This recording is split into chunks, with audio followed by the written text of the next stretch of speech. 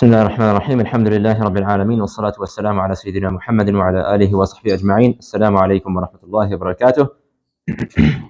Hopefully everyone is I think we're asleep, huh? Assalamu alaikum wa rahmatullahi wa barakatuh. Okay, should we do a stretching exercise or what? I feel like I'm about to fall asleep because of you guys. What's going on? Okay, let's get started inshallah. So we'll start off as usual with the questions that the homework questions which I had left you with last week. Last week in the Aqeedah section, we spoke about reasons as to why people deviate away from the Islamic Aqeedah. We mentioned ignorance. And we mentioned today especially, there's a big reason as to why ignorance is all over the place. Who can tell me what is the biggest reason for ignorance? Yeah. The internet. Can you elaborate a little bit more? Yes? Lack of interest. So, yeah, exactly that. Lack of interest due to distractions such as the internet. Okay? So, it's not the internet, khalas, okay? A lack of interest. So, nowadays, unfortunately, the biggest problem that we face today, and it's honestly a disaster, not just a problem, people don't know the religion because I don't care to know my religion. I don't care. It's boring. I want to play games. I want to go have fun.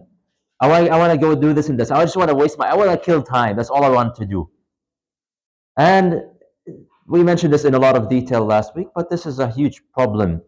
Look, you want to go have fun. Absolutely. I'm not saying that you have to spend 24 hours in the masjid and praying and reading Quran all day and all night. That's not what I'm saying. But I'm saying you have to dedicate some of your time, ideally even every single day, to learn your deen. And I know from the looks on your faces, some of you are here today not because of their own choice. You were dragged here against your own will by your parents. But I'm telling you that your parents are doing you a favor. Your parents are doing you a favor because you need to learn the basics of your own religion. How do you expect to remain steadfast upon Islam? And then inshallah, when you grow up and you also become parents, how do you expect to pass down Islam? How do you expect Islam to become at the top again if we ourselves, we don't care about Islam and we're just not interested, and all that comes to our mind is I want to have fun and play games and waste time and do this and do that. So this is one of the biggest problems that we have today, honestly. We mentioned also the issues with evil role models. So what's the issue? What do I mean actually by evil role models? Who can? Yes, someone has their hands raised in the girl side. Yes. Cristiano Ronaldo. Well, yeah. Well, there's better examples, I guess. But sure. But like, why? So I guess let's back to the question. Why is it dangerous to follow evil role models? Yes, you can answer again.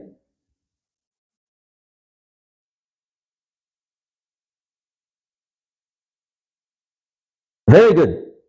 So now I'll elaborate further on what you said. So when I say evil role models, I mean these are people, role models, famous people, celebrities, musicians, soccer players, basketball players, not because they're evil people, but I'm saying that they are evil role models because they are not following the path of Islam. So to give an example, Cristiano Ronaldo, okay? Is Cristiano Ronaldo himself evil, a bad person, a terrible person who hurts people and harms people? I would assume, hopefully not. Okay, I don't know much about the guy, but he looks like he's smiling all the time. Okay, I don't know, but is he a Muslim? Allahu Akbar. Jazakallah khair. According. Okay, خلاص. Let's move on. The point is that a person whom I know drinks and parties every night and spends their night with a different woman every night. I'm not saying Cristiano Ronaldo. Okay, I'm just saying in general.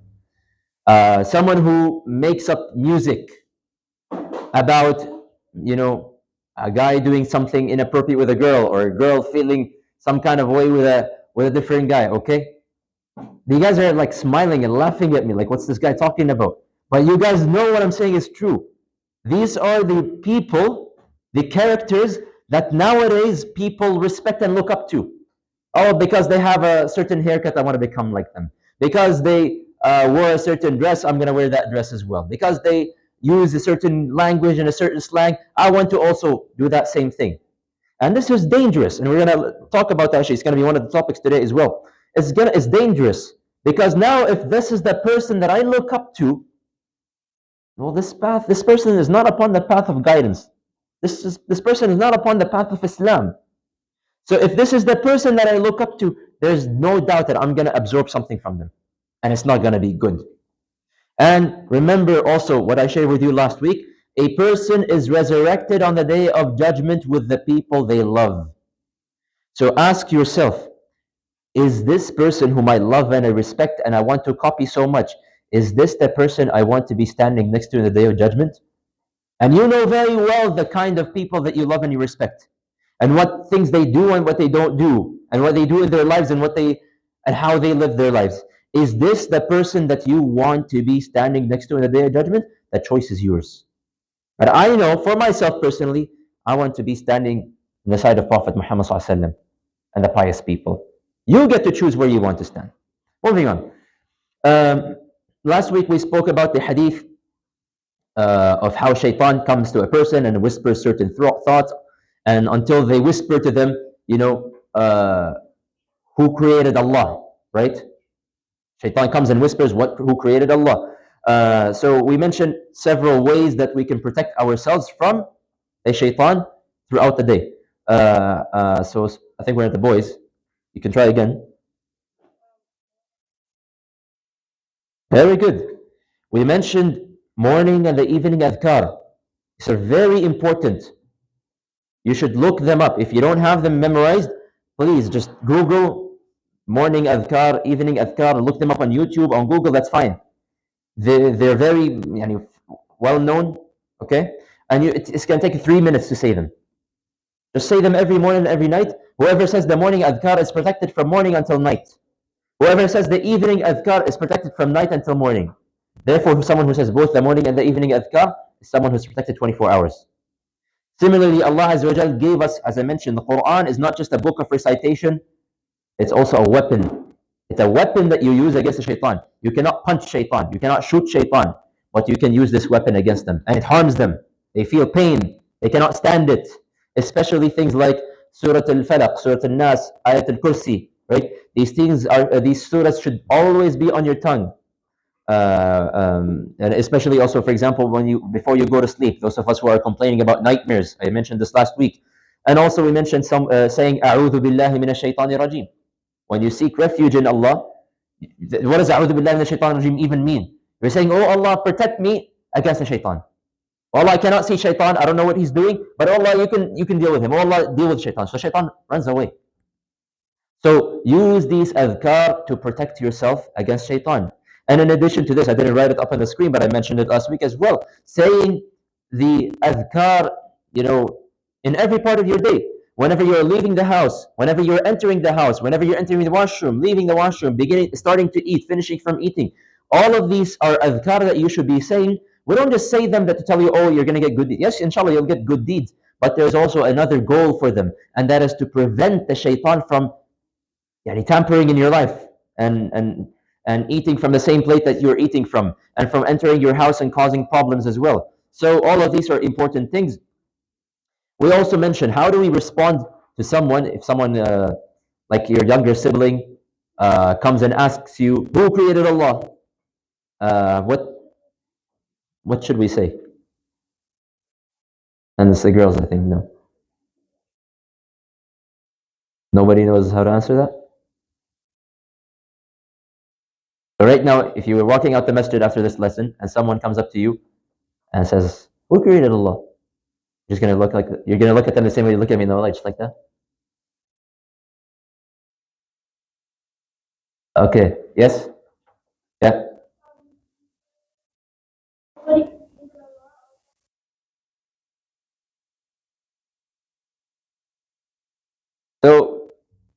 Very good.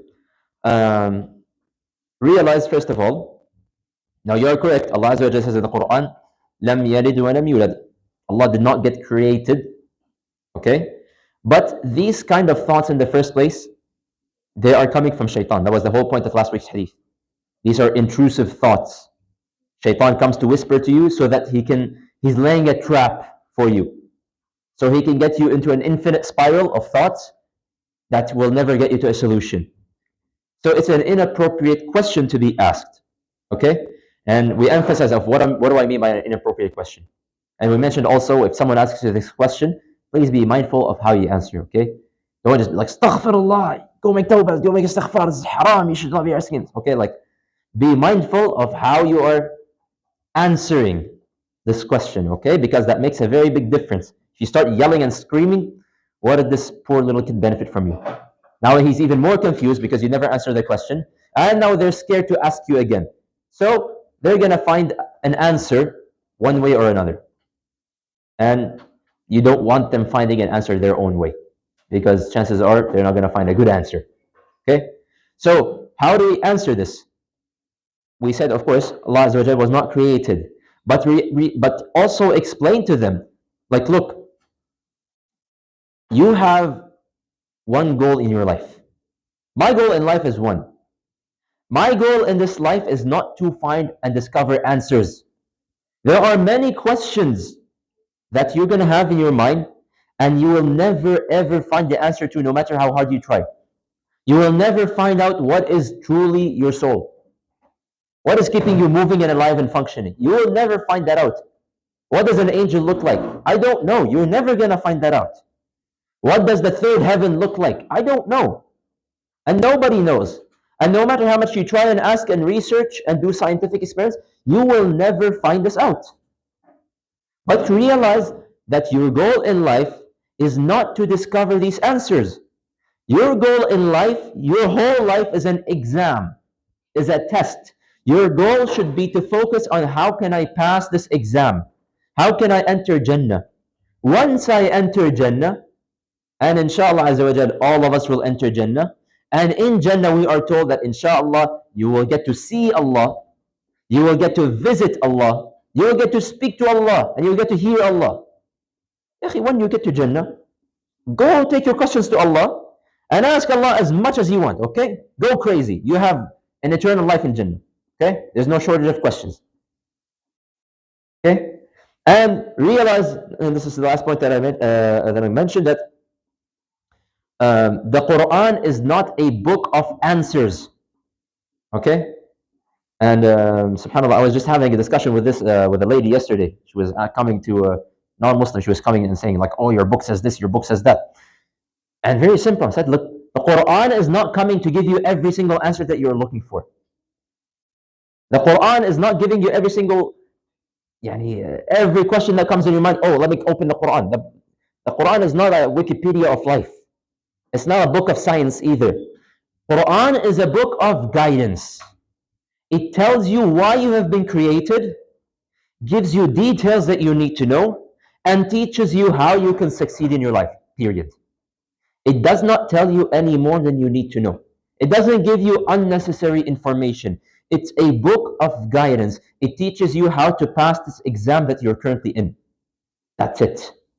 So, with all of that in mind, this is the mindset that we should take whenever someone asks us any of these questions that they seem tricky and they seem smart, but in reality, it's nothing but a trap. They're just laying a trap for you so that it can get you to think into an endless spiral of thoughts that you will never find an end to. Okay? And please, if you have questions, by the way, then please ask, because these are important concepts. So in the fiqh, we talked a little bit more about wudu. We mentioned the sunnahs of wudu, I believe. So back to the girls. If a person, they make wudu, but then they realize, I forgot to rinse my mouth, and I forgot to wash, or rinse my nose. Is my wudu valid? And you have to give an explanation. Yes, in the front.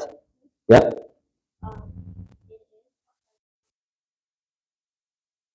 Very good. It is still valid because rinsing the mouth and the nose is not an obligation. Okay, that's very important. It's not an obligation. If I missed an obligation, then yes, my wudu is not valid. I have to restart from the beginning. But if I missed my nose, rinsing my nose and my mouth, this is a sunnah. And if I miss a sunnah, then this does not invalidate. Your question?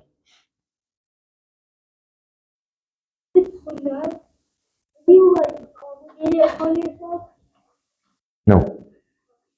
The-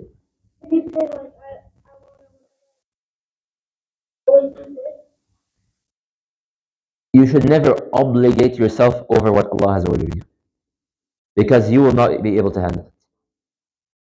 So don't put yourself in this position. You could, sorry, the answer to your question is you can. And you can obligate it and saying, Wallahi, I'm never gonna ever miss rinsing my mouth and my nose. And if I ever miss rinsing my mouth and my nose, I'm gonna restart my wudu. I'm gonna obligate this upon myself. Can you do this? Yes. Should you do this? No. Because why would you do this? Allah is making it easy for you. And Allah is telling you, look, you don't have to do this. So why would you now, what are you gaining by doing this? So, should you do it? I mean, should you rinse your mouth and your nose? Yes, because there's a sunnah. And sunnah is not equal to optional. Okay? Sunnah is equal to very highly recommended. If you want to follow the path of Prophet Muhammad, you follow the sunnah.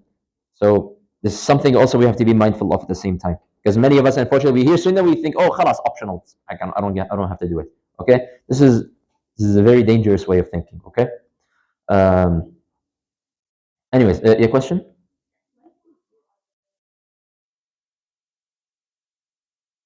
Yes, absolutely. You would. It would be completely valid. But now you're just adding more pressure upon yourself for no reason.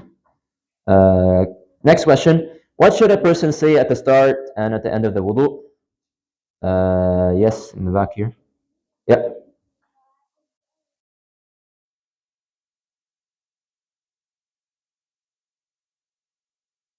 Alhamdulillah. At the end.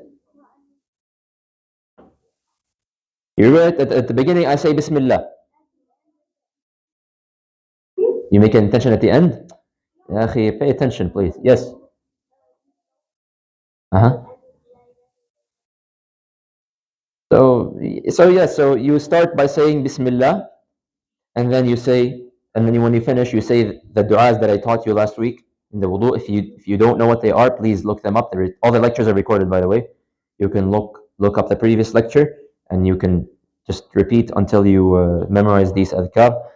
I mentioned three things last time. Ashhadu an la ilaha illallah wa anna Muhammadan wa ashhadu anna Muhammadan Rasulullah. So we say the shahada. And also in another hadith we're taught, Allahumma ja'alni min at-tawabin wa min al-mutatahhirin. And another hadith we're taught to say, Subhanaka Allahumma wa bihamdika ashhadu an la ilaha illa ant astaghfiruka wa atubu ilayk. So, I forgot to do that. So all of these are, this is what you say at the start and the end. Clear? Which surah got revealed in the second revelations is now in the Seerah. Yeah?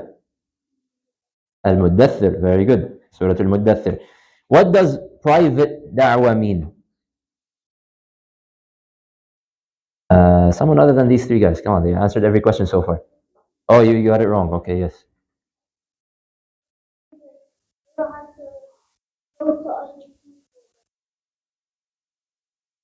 Very good. So it means to invite the close family members and the close friends, but you're not going out to public. You're not going in the street and saying, hey guys, accept Islam. No, it's a private da'wah. Okay? And we're going to elaborate on this further in the Seerah section.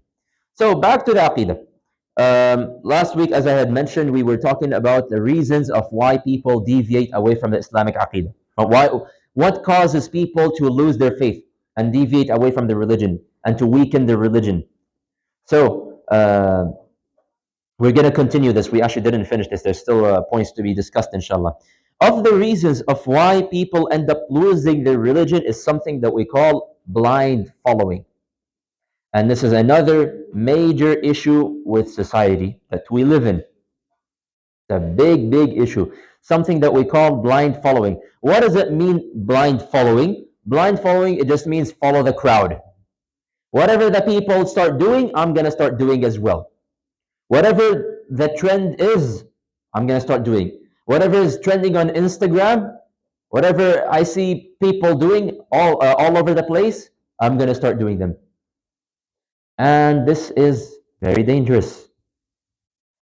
When when you shut down your brain and you just simply operate on the fact that, oh, people are doing it, therefore it must be right, this is extremely dangerous. So whatever you see the people wearing, if people start to wear ripped jeans, oh, I'm going to start wearing ripped jeans too. If boys start lowering their pants and showing things that they should not be showing, oh, you know what? I'm going to start doing the same because everybody else is doing it. If people, and especially among the boys, if everyone at school starts to shave their head from all the sides and just leave the top, okay, you know what? It looks so cool. Everybody else is doing it. I want to fit in with the trend. I want to do it as well. Everybody dresses a certain way. I want to dress that way as well. Oh, my friends are showing up to school with 10 kilograms of makeup on their face. Oh, you know what? Like I kind of want to fit in as well. Yeah, I want to do it. Just a blind follower. This is what a blind following is. That's like you're just literally shutting down your brain and you're just copying. You have no character for yourself. You have no identity for yourself. Your identity is what people do. You're like a copy-paste machine. That's what you are. Copy-paste. People start doing things, I want to copy it. People start doing that, I'm going to copy it. People start wearing certain thing, I'm going to copy it. People start wearing chains, I'm going to copy it. People have a certain hairstyle, I'm going to copy it. So subhanAllah, as if this person literally has zero intelligence. As if this brain that Allah Azza wa Jalla has blessed you with is there for decoration. Doesn't have any use. And this is something important that we must understand, by the way. Because what's the main reason for people to become blind followers? From my experience here dealing with the community and as someone who has also went to school here, I have come to the conclusion the main reason why people do this and fall into blind following is so that they can please the people that are around them. I want my friends to like me. I want to fit in with the rest of my class. I want to fit in with my school. I want my teachers to like me. I want people to like me. Look, every human being likes to be liked. Okay? There's not a single human being in the world who likes to be hated. Okay? However, realize that you are a Muslim. You might be a Canadian. You might be coming from a different culture.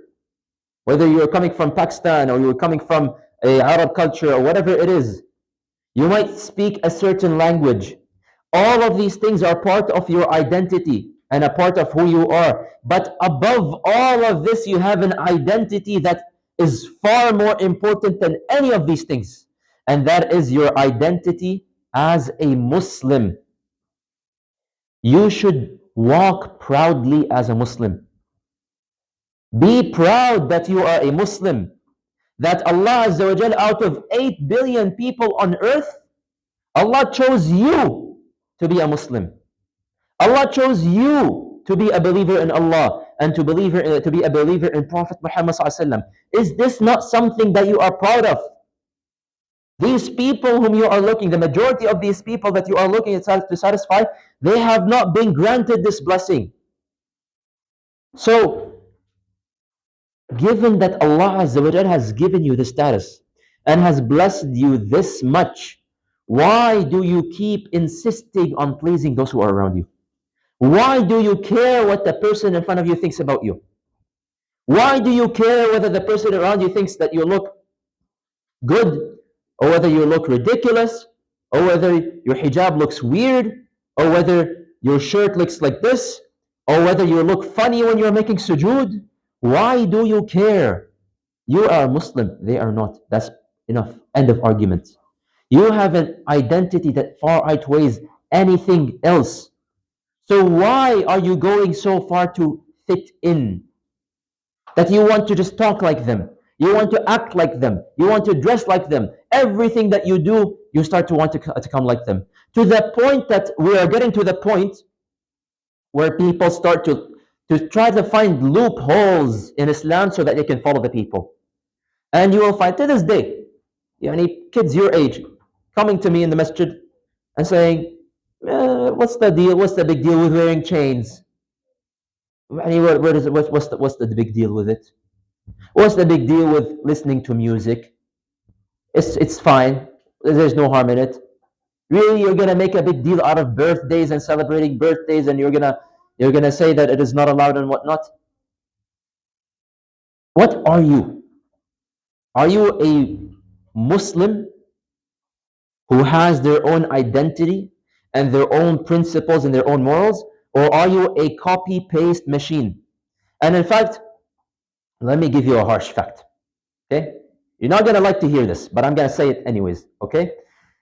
These people that you are looking to please and that you are trying so hard to get them to accept you, these people will never accept you. I'm giving you the harsh fact, okay? I'm just saving you a bunch of heartbreak, okay? I might be breaking your hearts right now, but I'm saving you a bigger heartbreak later on.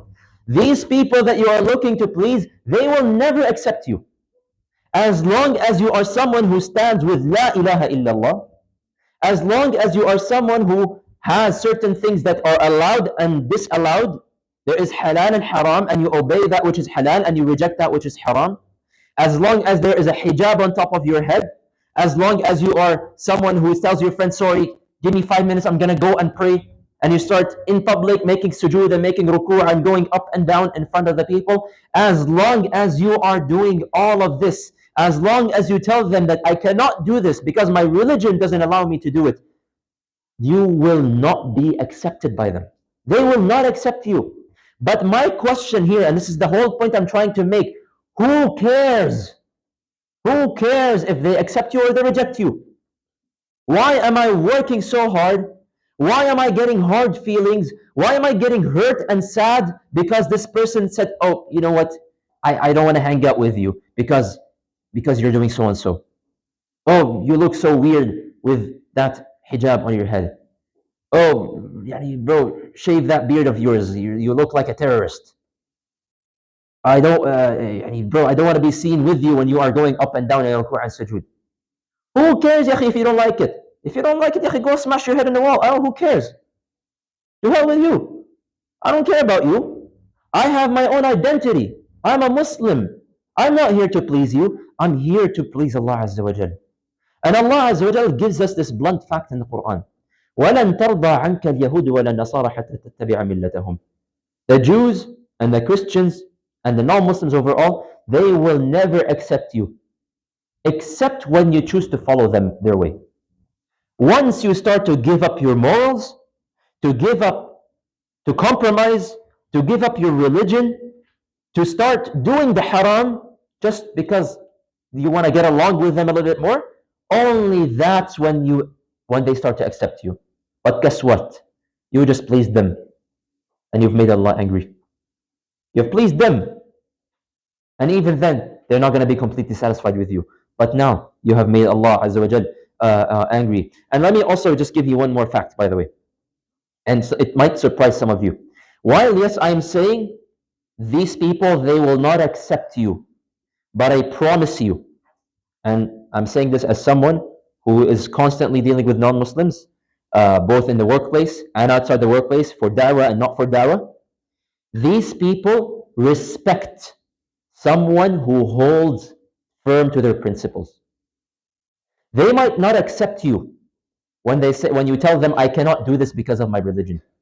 They might not accept you when you tell them, look, sorry, I cannot go to your hangout because there are boys and girls mixing together. They might look at you as weird. They might look at you as different. That's a fact. They're not going to accept you, but I promise you, they will respect you. Because to them, you just showed them what you are. That I'm not someone whom you can shake and move around as you please and play with me as you please. That you have a set of morals and principles that you are not willing to give up for anyone.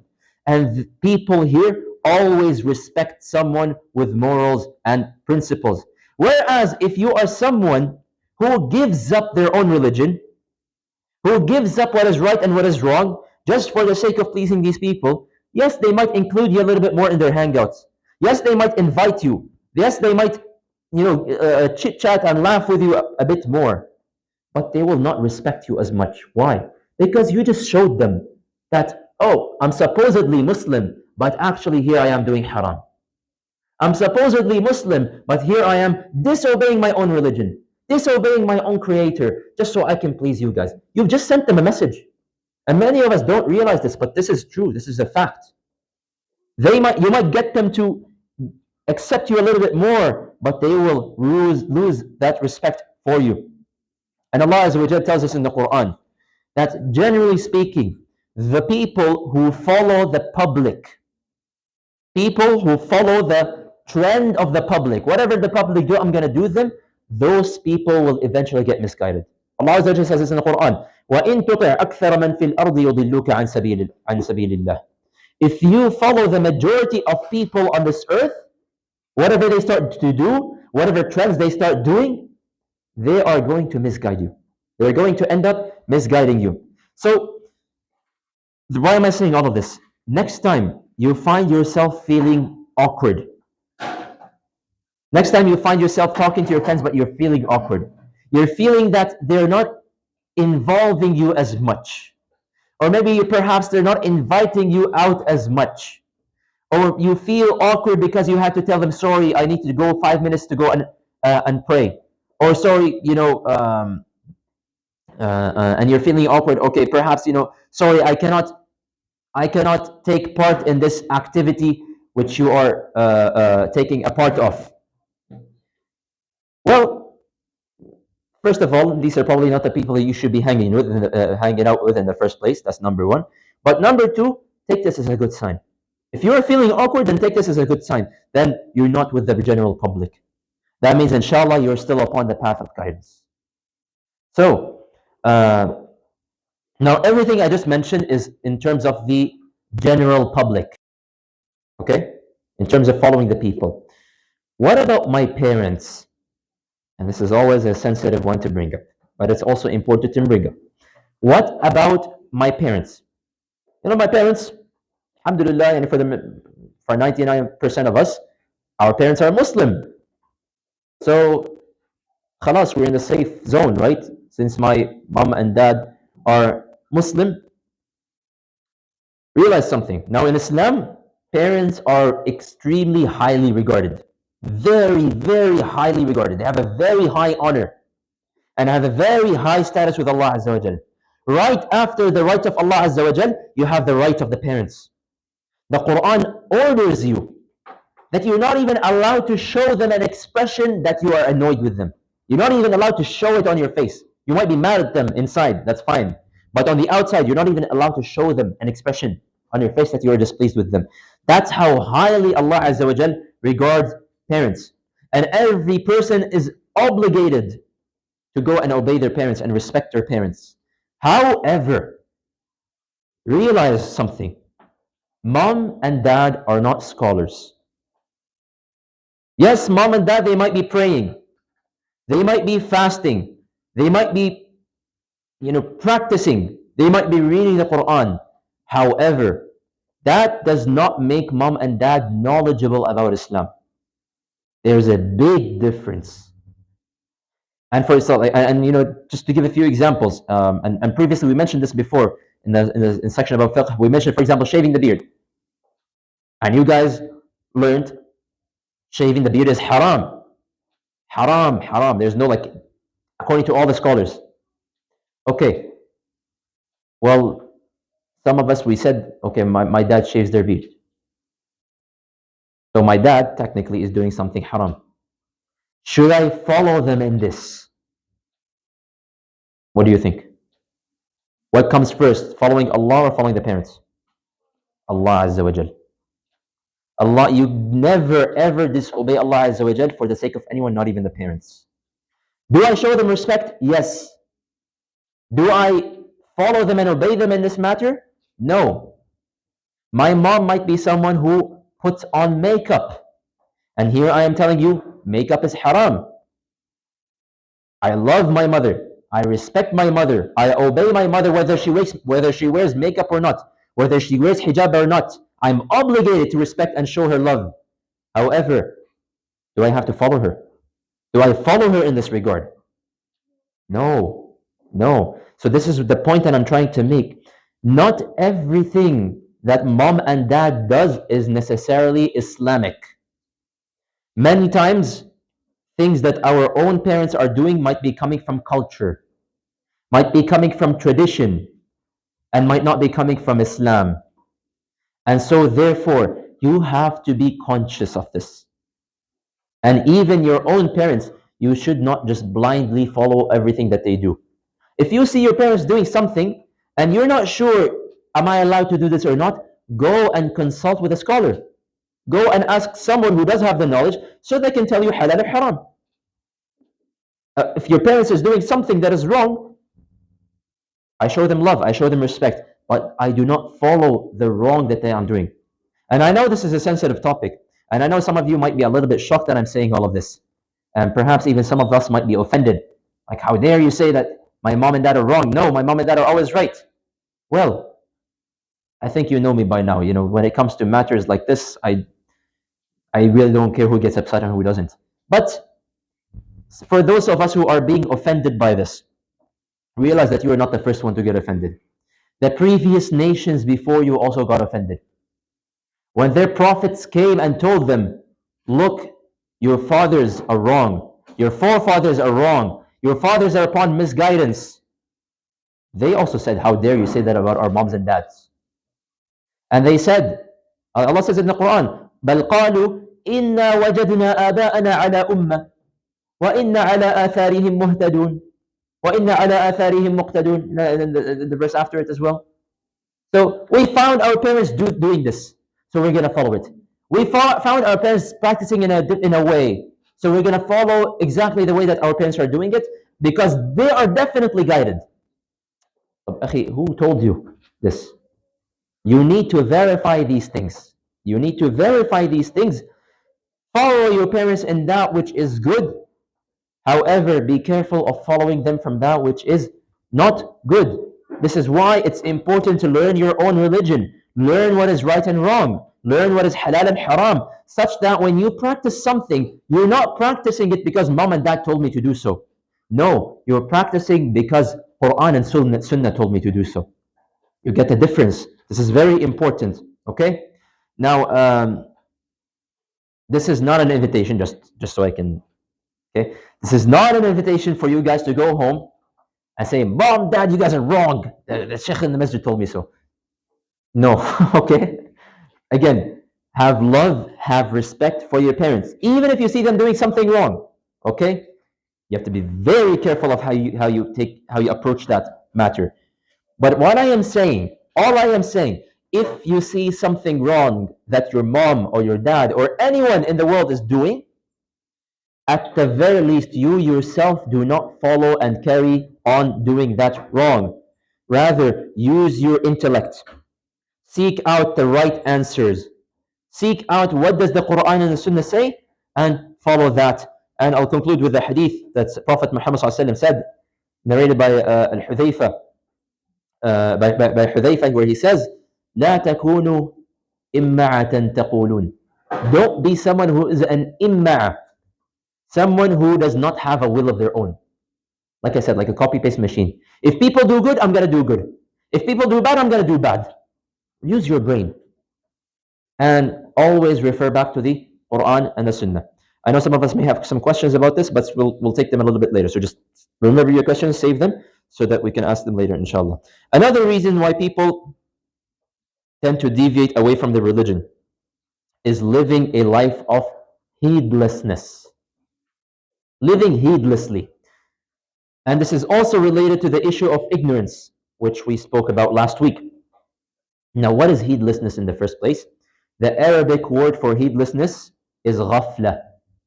So whenever you read in the Quran, ghafla or ghafilun, this is talking about heedlessness. What does heedlessness mean? Someone who is heedless is someone who is living completely unaware of their surroundings. They're completely disconnected from reality. They're living every day. They're enjoying their life. They're eating and sleeping and drinking and having so much fun. And they're living, and never once does it occur to them how much blessing they are living in. How blessed of a life that they are given in. Never once does it come to their mind that Allah Azza wa Jalla has blessed me with the ability to open my fridge and eat at any time in the day that I want. I can open, the kitchen, and I can find the snacks, and I can snack on any time of the day that I want. This is a blessing that many have not been given. Many of us, it doesn't occur to us that we have clean water. That whenever you're thirsty, I can just go open any tap, the washroom tap, the kitchen tap, the fridge tap, any tap, and I can have clean water. Realize this is an extremely massive blessing. Many people, over 90% of the world, does not have that blessing that you're enjoying. Many people don't think that they are living with a roof on top of their head. And they just sleep every day in their comfortable beds, sleep 8 hours a day, 10 hours, 14 hours a day, and never once does it occur to them that Allah has blessed them so much to have a bed that they can sleep on, and to have a roof on top of their head, to have a heated house when it is minus 30 degrees Celsius outside, to have health when many people are sick, to enjoy the eyesight when people have been robbed of the eyesight, to enjoy walking when people have lost their legs. This is what I mean. Some people are living and thanking Allah every day for these blessings. Whereas another category of people, the heedless people, are living their life without appreciation of Allah's blessing, without even being aware. It doesn't even cross their mind that I am living such a blessed life. And typically you will find these people always complaining. Oh, I don't have this, I don't have that, I don't have that, I don't have this. And they're always miserable. Despite the infinite blessings that they are living in, you will find them completely miserable. These people are heedless. Of the heedless people as well are the people who never give a single thought about the greatness of Allah's creation.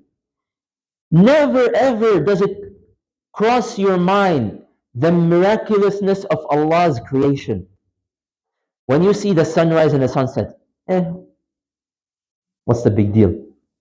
Never does it cross your mind that, subhanAllah, how come the earth is placed so perfectly, positioned so perfectly that nothing in outer space crashes into the earth, and the temperature of the earth is so perfect that neither does it burn, neither does it freeze, that the rotation of the earth is so perfect that you have 24 hours in your day, that you have a day and that you have a night, and you have different colors of the sky, and you have the night to sleep in, and you have the day to live your day and do your daily activities.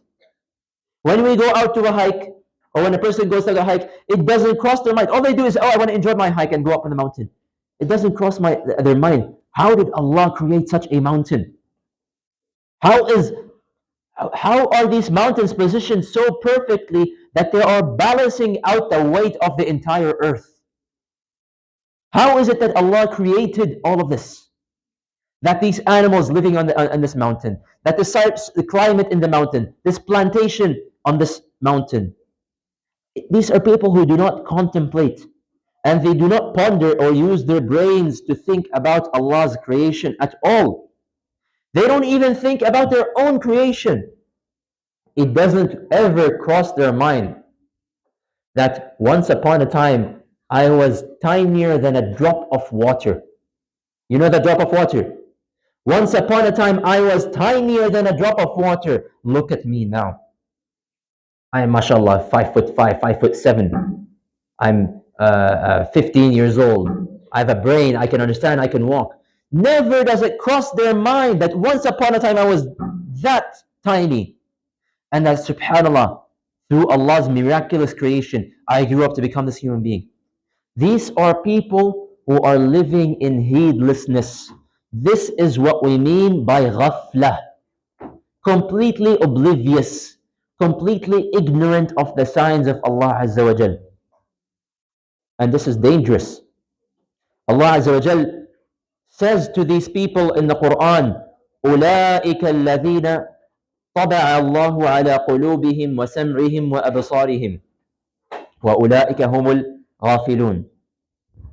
ختم Allah. Or those are the people whom Allah Azza wa Jal has sealed their eyes and has sealed their hearts and has sealed their hearing. Does that mean that they can't hear? Does it mean that they can't see? They can see like everyone else. They can hear like everyone else. They can think like everyone else, but they are still completely unaware. Boys, if you're not here to listen, please go outside. Okay? So, this is not appropriate. Okay. Of the verses that Allah Azza wa Jalla also says in the Quran, وَلَقَدْ ذَرَأْنَا لِجَهَنَّمَ كَثِيرًا مِنَ الْجِنِّ وَالْإِنسِ. We have created for Jahannam many humans and many jinn that we're going to end up throwing into Jahannam. How come? Why? Because we blessed them with eyesight. We blessed them with intelligence. We blessed them with hearing.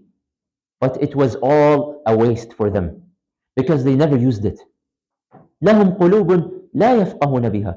They have hearts, they have brains, but they have intelligence, but it hasn't benefited them in anything. They never ever use their intelligence to think and ponder about the blessings and the creation of Allah. They have ears, but they don't hear with them. They hear the words of Allah and the remembrance of Allah, and they hear in the masjid that you should obey Allah and think about the blessings of Allah, but it goes in one ear and out the other ear. Zero benefit. They see the blessings of Allah right in front of them. They see the food, they taste the food, they touch the food, but it doesn't cross their mind at all. أُولَٰئِكَ كَالْأَنْعَامِ بَلْ هُمْ أَضَلُّ. The same expression that we used last week. Those people are like animals, but they are actually worse than animals. Those are the heedless people. غَافِلُونَ. Now, what's the cure for heedlessness? Very simple. To ponder and think about the creation of Allah. If you're someone who does not think about the blessings of Allah, perhaps now is the time for you to start thinking about the blessings of Allah, the creation of Allah. What's the best and the most effective way for me to do this? Through the verses of Allah Azza wa Jalla, the verses of the Quran. Once again, this book is not only a book of recitation and memorization. Alhamdulillah, I would assume over 90% of us in this room, we are attending some sort of Quran program. We have some sort of Quran teacher, whether you are in the masjid or whether you are online. And you are, mashallah, doing a great job. You're learning how to read. You're memorizing Quran. You're reviewing Quran. Do you understand a single word that you are reading? Allah did not reveal down this Quran just so that you can memorize it and read it. Yes, it's good. Memorizing is good. Reading is good. It comes with blessings. It comes with rewards. But there's a greater purpose for Allah revealing this book. And that is for you to go and ponder upon the verses. And if you go and take a look at the Seerah, the early period of the Seerah, the early Meccan period, a lot of the surahs that got revealed were actually the short surahs that many of you are memorizing right now in Juz' Amma. Those short verses, what are they talking about? They're getting you to think. Thinking about your own creation. Thinking about the creation of Allah. When Allah Azza wa Jalla, He says, أَلَمْ نَجْعَلِ الْأَرْضَ مِهَادًا وَالْجِبَالَ أَوْتَادًا وَخَلَقْنَاكُمْ أَزْوَاجًا وَجَعَلْنَا نَوْمَكُمْ سُبَاتًا وَجَعَلْنَا اللَّيْلَ لِبَاسًا وَجَعَلْنَا النَّهَارَ. What do you think these verses are all talking about? They are getting you to use your brain. أَلَمْ نَجْعَلْ لَهُ عَيْنَيْنِ وَلِسَانًا وَشَفَتَيْنِ وَهَدَيْنَاهُ النَّجْدَيْنِ. What do you think these verses are talking about? أَلَمْ نَجْعَلِ الْأَرْضَ كِفَاتًا أَحْيَاءً وَأَمْوَاتًا وَجَعَلْنَا فِيهَا رَوَاسِيَ شَامِخَاتٍ. What do you think these verses are talking about? These verses are triggering your intelligence. They're telling you, go and ponder about the creation of Allah. And like I mentioned one time before, You have no excuse to say, oh, I don't know. I don't know Arabic, that's why I don't understand these verses. What? Okay, come on, who are you kidding? Who are you kidding over here? This is 2024. How many translated Qur'ans do we have on the shelves? You want to translate the Quran? I can bring you a translated Quran right here, right now. In any language that you want. You want English? You want Urdu? You want Russian? You want Chinese? What do you want? I'll give it to you. It's all there. Everything has been translated. You want tafsir of the Quran? There's like over 1 million lectures on YouTube from good and well-known scholars that have given you the tafsir of the entire Quran from the first verse to the last verse in any language that you want. So what's your excuse? So one of the cures for ghafla, I need to start learning the Quran, pondering the Quran, pondering upon the Quran, because through the pondering through the verses of the Quran, I will end up pondering over the creation of Allah Azza wa Jal. Of the reasons that causes people to become deviated away from the Islamic Aqeedah, arrogance. And this is perhaps the most dangerous disease of the heart. Arrogance. Why is this so dangerous? Because of the hadith of Prophet Muhammad sallallahu alaihi wasallam, authentic hadith. لا يدخل الجنة. This person shall never enter Jannah. The person من كان في قلبه مثقال ذرة من كبر. If your entire heart is a good heart, it's a pure heart, but only just one invisible tiny dot of arrogance, this person shall not enter Jannah. Arrogance, al-kibr, al-takabbur. What is arrogance? Arrogance is to reject the truth after knowing that it's the truth. Rejecting the truth after knowing that it is the truth. You know, guys, have you ever been in a situation where you maybe you got in a heated argument with someone, right? You got in a heated argument with someone, and you're convinced that you are right, and they are trying to convince you that you are wrong.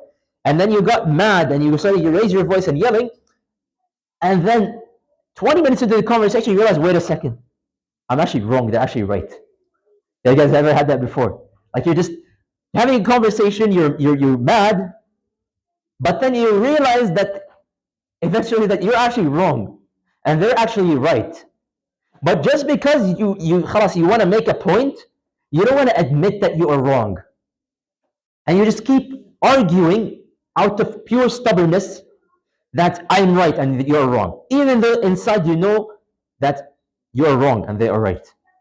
This is, in a way, now anger aside, this is a form of arrogance. That you are knowing the truth, you see the truth, you recognize the truth, but you are choosing to reject the truth. Why do you choose to reject the truth? Oh, because I think I know better. Or because, who is this guy to come and now tell me about what is right and what is wrong? When someone comes and tell you, Ya akhi, in your salah, you should not look around in your salah and look up and down and to your right. But this person maybe is younger than you. And you start to think, who is this guy? He's younger than me. He's less educated than me. Who is this guy to now come and tell me and to lecture me? Get away from here. Even though you know that what he's saying is right, you should not be looking, you should be looking down in your salah. But just because that is the person who came and told me that, I'm going to reject the truth. I don't want to listen to them. I'm going to looking down upon people. Rejecting the truth after knowing that it is the truth. And this is, by the way, what even prevented the Banu Israel, the Jewish people who used to live in Medina at the time of Prophet Muhammad sallallahu alaihi wasallam. What caused them to reject Islam and to fight against Prophet Muhammad sallallahu alaihi wasallam? It's not because they rejected the truth, or it's not because that they didn't know the truth. Even they themselves said they recognize that he is the Prophet of Allah and he's coming with the truth, and what he's saying is the truth, and this is the Prophet that our own books are telling us to follow when we see him, yet they chose to reject him. Why did they choose to reject him? Oh, because he didn't come from us. Because he came from the Arabs and he didn't come from the Banu Israel. Therefore, we're not going to listen to him. Pure arrogance. Like you are seeing the truth right in front of you and you're choosing to reject it. What kind of dumb person are you to reject the truth when you see it? So this is one of the dangerous diseases of the heart. So therefore, if someone ever comes to you and advises you, nobody here is perfect. I'm not perfect, you're not perfect. To this day, I know I'm probably doing something that is wrong, practicing something wrong in my deen. Maybe I'm doing something wrong in my salah. Maybe I'm doing something wrong in my recitation of Quran. Maybe I'm doing something wrong in my behavior and my manners. So when someone comes and talks to you, or someone comes to teach you, beware of the manner in which you take in this piece of information. You can either take it in as a piece of advice and take the good and leave the bad, or a person might choose to become defensive and say, who are you to come and lecture me? Get away from me. Be careful, because one of these two is arrogance. The arrogance is also the disease that actually caused Iblis to become Iblis, that caused Shaitan to become Shaitan. Because Shaitan, before the creation of Adam, believe it or not, Shaitan was actually a good entity. So much so that he was raised, he was not an angel, but he was raised to be with the angels. This is why when Allah Azza wa Jal ordered the angels to prostrate to Adam, Shaitan was there. Why was Shaitan there? Because Shaitan was a very good jinn back then. But then arrogance caused that to change. And he started saying that, oh, why should I prostrate to him? أبى واستكبر. This is the word that Allah uses in the Quran. وإذ قل للملائكة اسجدوا لآدم فسجدوا إلا إبليس أبى واستكبر. He rejected and he displayed arrogance. He displayed arrogance. And because of this, he became from the kafirin. So, arrogance. This was what caused Iblis to become expelled from the mercy of Allah. And this was what caused Iblis to become shaitan. Even though, if you think about it, Iblis believes in everything that is found in the pillars of Iman. Think about it. Iblis believes in Allah because he was speaking to Allah. Iblis was with the angels. He believes with the angels. Iblis saw Adam and he knows that there were prophets, and he tried to tamper with each of the prophets and to mess with their messages. He saw the revelation that was coming down to the prophets, and he tried to change that revelation to mess up the prophets. He knows the day of judgment is true. He even asked Allah, oh Allah, make me alive until the day of judgment. He says the day of judgment. So he believes in the day of judgment. So he believes in all of these things. Do we say that Iblis is a believer? Does anyone ever say that Iblis is a believer? No. Iblis is the worst creation of Allah. What made Iblis to become the worst creation of Allah? The arrogance that he displayed. The arrogance that he displayed. And it was also what caused the previous nations to become destroyed and to cause them to reject the truth.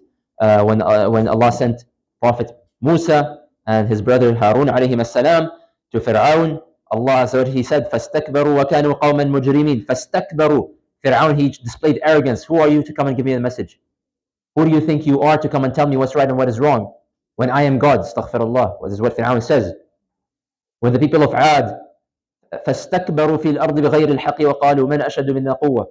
That when their prophet came to them, once again they displayed arrogance. Oh, you think a punishment is going to affect us? Who is more powerful than us? We're too powerful to be defeated. And Allah wiped them off the face of the earth. So, arrogance. We need to be careful of arrogance. Because if we're not careful, we are the ones who will end up being destroyed. The last point that we'll mention, inshallah, before we move on, I know it took a while, but I didn't want to stretch it over to a third lecture, so I just wanted to wrap it up this lecture. And this one is related, again, to the hadith that we mentioned last week, and that is to follow the shaitan. We already defined last week what is shaitan and what does shaitan do. And that every single one of us has a shaitan that is assigned to them. And the whole mission of shaitan is that he just whispers to you. Whispers to you, and he makes to you, he tricks you into viewing, into looking at the haram and seeing it as pleasing, and looking at the halal and seeing it as not that pleasing and seeing it as boring.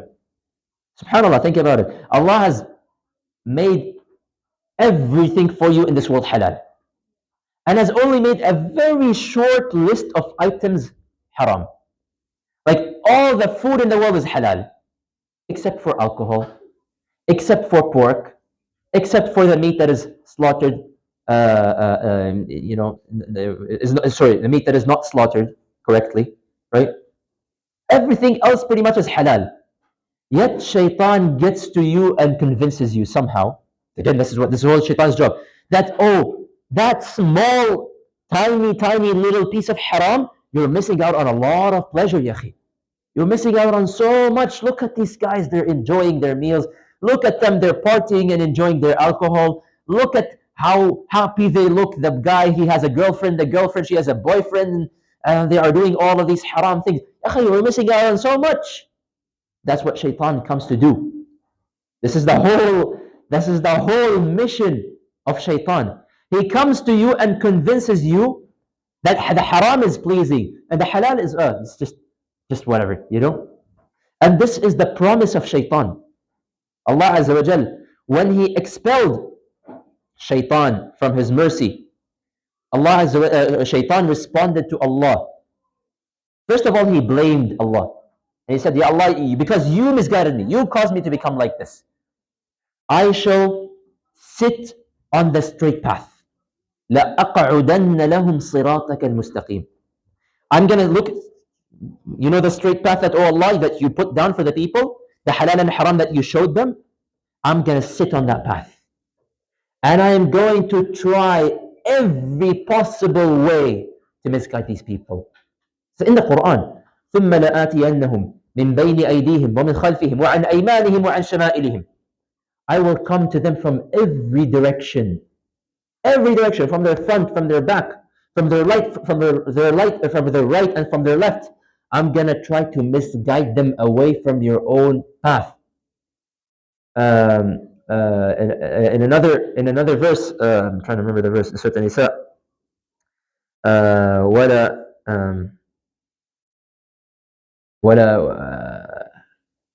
ولا أمنينهم ولا استغفر الله.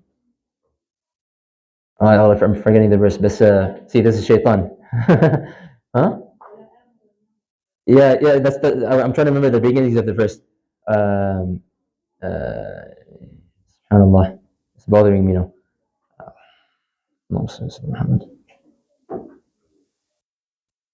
I'll remember it later, inshallah. But yes, part of it is وَلَا آمُرَنَّهُمْ فَلَا يُبَتِّكُنَّ أَذَانَ الْأَنْعَامِ وَلَا آمُرَنَّهُمْ وَلَا أُضِلَّنَّهُمْ وَلَا أُضِلَّنَّهُمْ وَلَا أُمَنِّيَنَّهُمْ وَلَا آمُرَنَّهُمْ فَلَا يُبَتِّكُنَّ أَذَانَ الْأَنْعَامِ وَلَا آمُرَنَّهُمْ فَلَا يُغَيِّرُنَّ خَلْقَ اللَّهِ. That I'm going to lead them astray. And I'm going to whisper to them something desired. I'm going to give them fake promises. And I'm going to command them. And they're going to end up changing the creation of Allah. You see the creation of Allah that you made? I'm going to cause them to play with that. And subhanAllah, look at society today. Society that has gone so far under the influence of shaitan that they have now began to change what is male and female. What do you think? Where do you think this is coming from? A society that now believes what is right is wrong and what is wrong is right. And that certain things that humanity for thousands of years have known that these are immoral, we should never play with this, we should never tamper with these things because these are immoral. And now you have people saying, no, these are moral now. And if you say that, then you're someone who is homophobic, or you're someone who is you're whatever they call you different. They have so many titles now that they call you, but you get the point. But realize, as I mentioned last week, the whispers of shaitan are nothing but whispers at the end of the day. The whispers of shaitan has no control over you. All shaitan does is he whispers to you. He just puts these annoying voices in your head. It's you who chooses, should I follow that or should I not follow that? And this is why, on the day of judgment, believe it or not, a sinner will stand in front of Allah. And shaitan will be standing right next to him. The same shaitan that was assigned to him in the dunya will be standing next to him. And what will shaitan say? Shaitan will say, Ya Allah, I got nothing to do with this guy over here. I have nothing. I'm innocent. Allahu Akbar. Shaitan is now innocent. Shaitan is saying, I'm innocent. I don't have anything to do. And he was going to say, ربنا قال قرينه ربنا ما أطغيته. Ya Allah, I have nothing to do with this. ولكن كان في ضلال بعيد. Ya Allah, I didn't do anything to this guy. But he was already misguided. In another verse, وقال الشيطان لما قضي الأمر إن الله وعدكم وعد الحق ووعدتكم فأخلفتكم. Allah gave you the promise. Allah told you what is the right, the promise, the promise of Jannah and the Jahannam and whatnot. Allah made it clear for you. But then I came and I also promised you. وَوَعَدْتُكُمْ فَأَخْلَفْتُكُمْ. And I then came to you with a false promised you as well that if you fall into the haram, you're going to see a lot of pleasure, ya akhi. You're missing out on so much. وَمَا كَانَ لِي عَلَيْكُمْ مِنْ سُلْطَانٍ إِلَّا أَنْ دَعَوْتُكُمْ فَاسْتَجَبْتُمْ لِي. And I never had any control. This is in the Quran. Shaitan is speaking now in the Day of Judgment. I never had any control over you. All I did was I invited you to do something haram and you responded to that invitation. So Shaitan is going to say, فَلَا تَلُومُونِي وَلُومُوا أَنفُسَكُمْ. Don't now come and blame me. Don't say, oh Allah, it's Shaitan. Oh Allah, he caused me, Shaitan caused me to fall into the sin. Don't blame me. Blame yourselves. I will not be able to save you, and you will not be able to save me. We're in this together. Subhanallah. This is Shaitan. This is what we are dealing with. Shaitan. So be mindful of the whisperings of Shaitan, and never allow Shaitan to convince you that you are missing out on the other side, which is haram. Okay?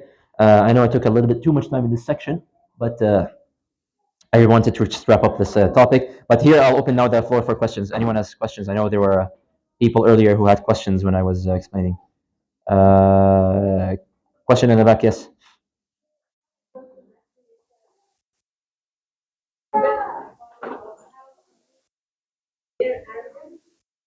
Arrogant speakers in most of us here in the most important thing. They like to argue. They know the truth and then they argue.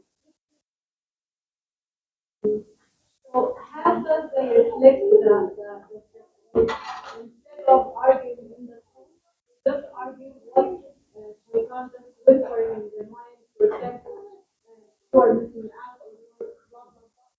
What's your best advice for them to come and if there's a technique or whatever it is, like the best book instead of just arguing, especially when we know it, just argue whatever.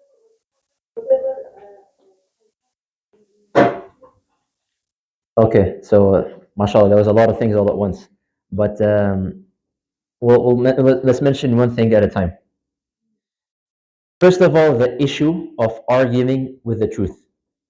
That you already know something, you already know what the truth is, but you're just coming to argue just so that you can get something that you desire. First of all, realize one thing.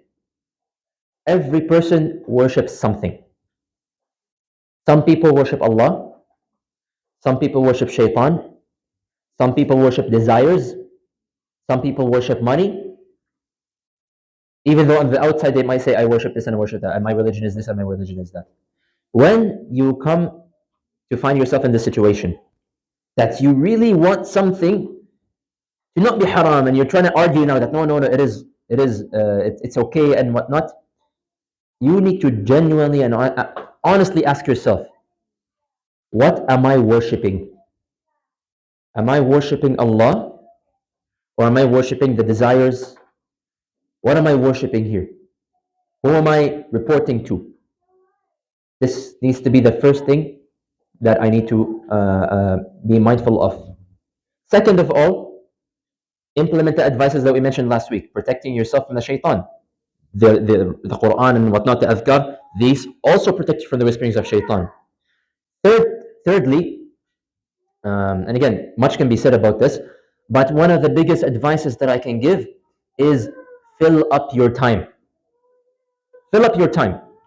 Don't, because you see, shaitan, one of the most common times that he comes to someone and he starts whispering things to argue is when they are free, when they are bored, when they got nothing to do. So you feel yourself getting whispers of shaitan, go and find something to do. Go and distract yourselves from these thoughts. Change the position that you are sitting in, even. And you just get up, move around, go take a walk outside. If you do this, you will actually find that you're no longer giving much attention to these thoughts. It's a struggle, and none of us are safe from this. No matter how pious of a Muslim sheikh that a person might think they are, everyone is subject to the whisperings of shaitan till the last moment of their life. Till the last moment of their life, shaitan will continue to fight you. And we get this also from the story of Imam Ahmad bin Hanbal and his deathbed. He was heard saying, "Not yet, not yet, not yet," and he just kept saying, "Not yet," and people didn't understand what he was saying. Some people thought like, "Oh, he's saying not yet, like he doesn't want to die yet, or what?" And then his sons asked him like, "Yeah, oh my dad, why are you saying not yet?" He's saying, "Shaitan is right there," and he's telling me, "Khalas, you've succeeded, you've beat me, you've lived a good life of piousness. You can khalas, take it easy now." And Muhammad is saying, "I'm not dead yet. Not yet. I'm not safe from you yet." So never ever open up any space for shaitan to come in and exert his influence and thoughts. Yes, question?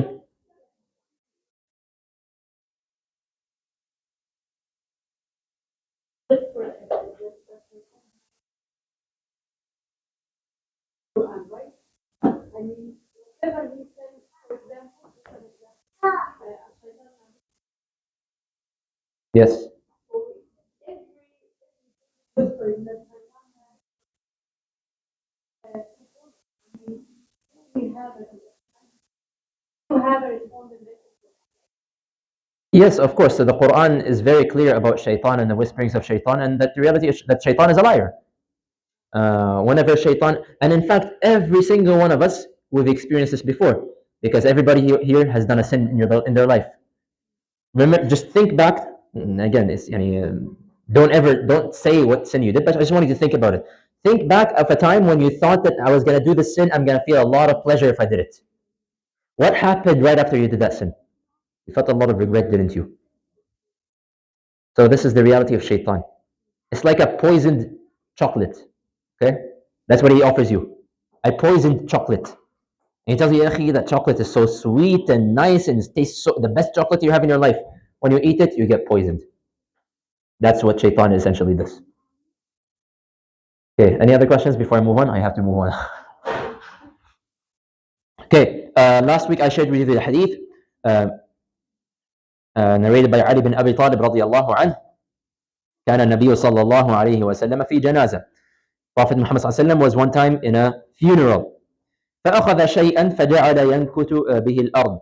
And so he basically took something like a stick or something and he started just scraping on the ground. It's like because the funeral takes some time. So he had some time. He was sitting down.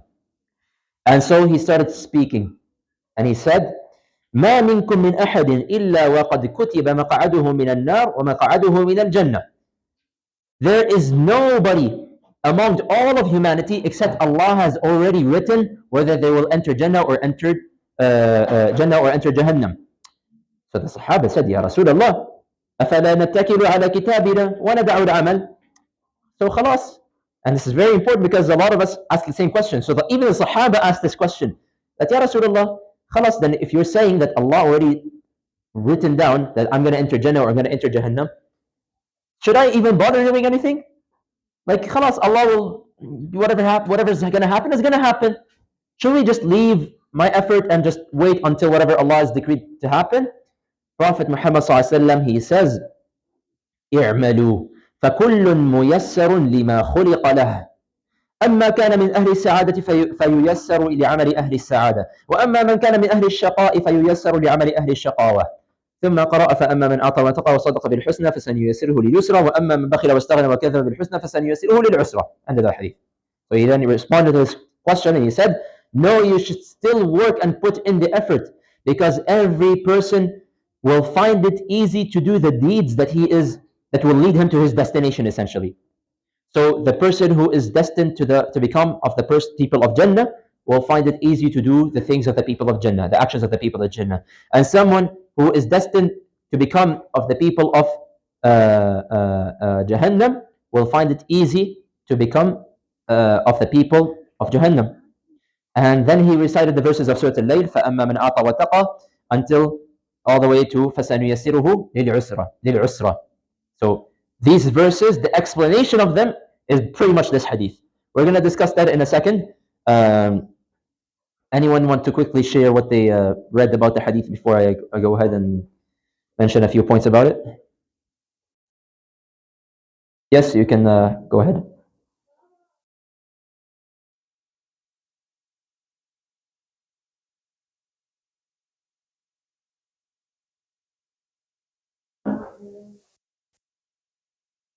Very good. So we're going to elaborate a little bit further. We're going to add some points as to what, for what you mentioned, and then we're going to elaborate a little bit further. First of all, we have a new narrator of hadith, and that is Ali bin Abi Talib radiallahu anhu. And of course, all of us have heard the name Ali bin Abi Talib before. So let's just share a little bit of information of him. Now, of course, who is his father? Abu Talib. Okay, alhamdulillah, we're still awake. His name is Ali ibn Abi Talib. Ali, the son of Abu Talib. Okay? And another question to test if you're awake. Who was Abu Talib's eldest son?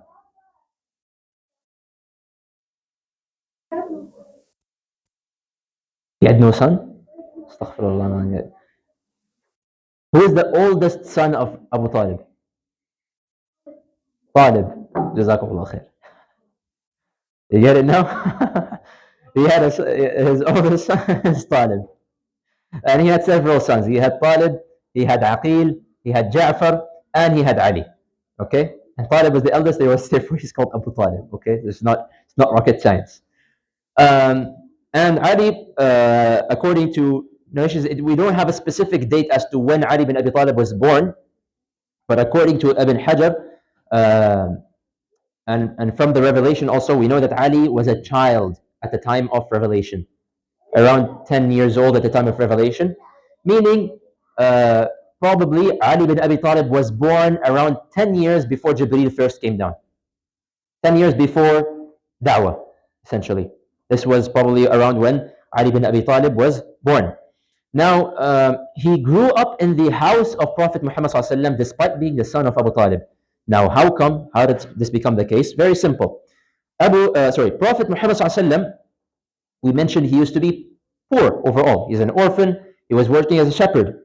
But his life changed when he married Khadija radiallahu anha. He became wealthier because Khadija was a very wealthy lady. So he had a lot of wealth.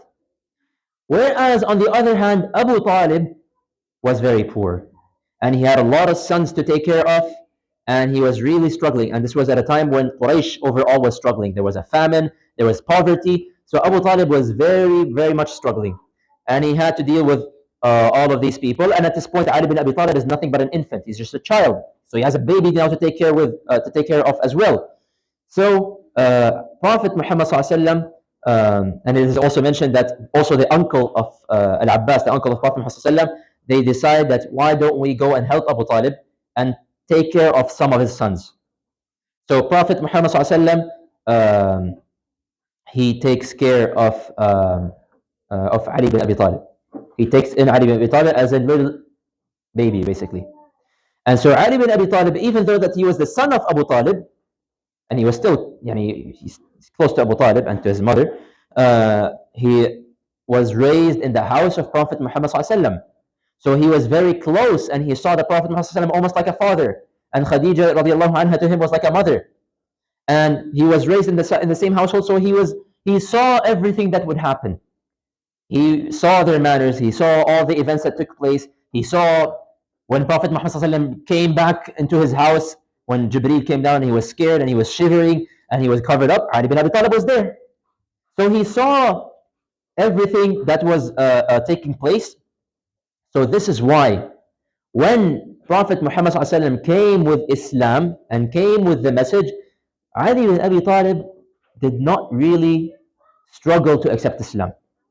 Because to him, khalas, he's living with the individuals who are coming to, and he is living with the Prophet ﷺ. So if the Prophet ﷺ is coming with Islam, then boys, can I ask someone to come and ask these kids to go upstairs, please? I don't want anyone in the hallway, please. It's distracting and yeah. So this is why Prophet ﷺ, this is why Ali bin Abi Talib, he accompanied Prophet Muhammad ﷺ everywhere, and he was the first child to accept Islam. And even after Islam, he continued to be with Prophet Muhammad ﷺ from beginning to end. So even at the start of the da'wah, he would accompany Prophet Muhammad ﷺ to different gatherings. Even though Ali would say, I didn't do anything, I was just a kid. I would just help Prophet Muhammad ﷺ if he asked me to help him. But I would see him giving da'wah to his uncles, to his aunts, preparing meals, giving da'wah, going to public in front of the Kaaba. He said, I would go to all of these gatherings with him. And he then also said, and we're going to cover these events later today, that I was also there and I saw the Prophet ﷺ climb the mountain when he declared the message to everybody and he told them to follow Islam. I was also there and I saw it all. Even it is mentioned in the books of Seerah, even though, believe it or not, this incident is not an authentic incident, but it's mentioned in the books of Seerah that Ali bin Abi Talib, also in the time of the Hijrah, he slept in the bed of Prophet Muhammad ﷺ, and he was not scared of the Hijrah, of the Quraysh coming into the house and finding him under the bed, whether they would kill him or not. He was not scared of this. And then indeed, Quraysh, they came into the house of Prophet ﷺ. They found Ali bin Abi Talib sleeping instead of the Prophet Muhammad ﷺ, but they left Ali bin Abi Talib completely untouched. And then Ali bin Abi Talib migrated to Medina. So Prophet Muhammad ﷺ first migrated, and then a few days later, Ali bin Abi Talib migrated. Ali bin Abi Talib, by the way, he was given also the task that he should go and return the amanas, the trust that anyone from Quraysh left with Prophet Muhammad ﷺ, to return it first and then to go and migrate. So he returned everything, and he then migrated to Medina, and he entered through Quba, and then he met up with Prophet Muhammad ﷺ, and then they entered together into Medina. And it is also mentioned that after the Battle of Badr, again, there's so much to be mentioned about Ali bin Abi Talib. I'm just mentioning some of the highlights, of course. After the Battle of Badr, Ali bin Abi Talib proposes and he marries Fatima radiallahu anha, the daughter of Prophet Muhammad ﷺ, even though Ali bin Abi Talib was a little bit scared because many people were proposing and Prophet Muhammad ﷺ was turning all of them down. And so Ali was like a little bit scared, like, should I do it or not? I mean, I don't want to be turned down. So then Prophet Muhammad ﷺ, he was the one who kind of like gave him that push. And he told him, and even though Ali bin Abi Talib, he didn't really have anything to give as a mahr, or he wasn't a wealthy person, he lived overall a poor life. But then Prophet Muhammad ﷺ told him, hey, you have a shield. Go and sell that shield and go and give that as a mahr, as a dowry. Okay? So he got married to Fatima radiallahu anha. And there are, again, so many blessings and way too many things to be said about Ali bin Abi Talib.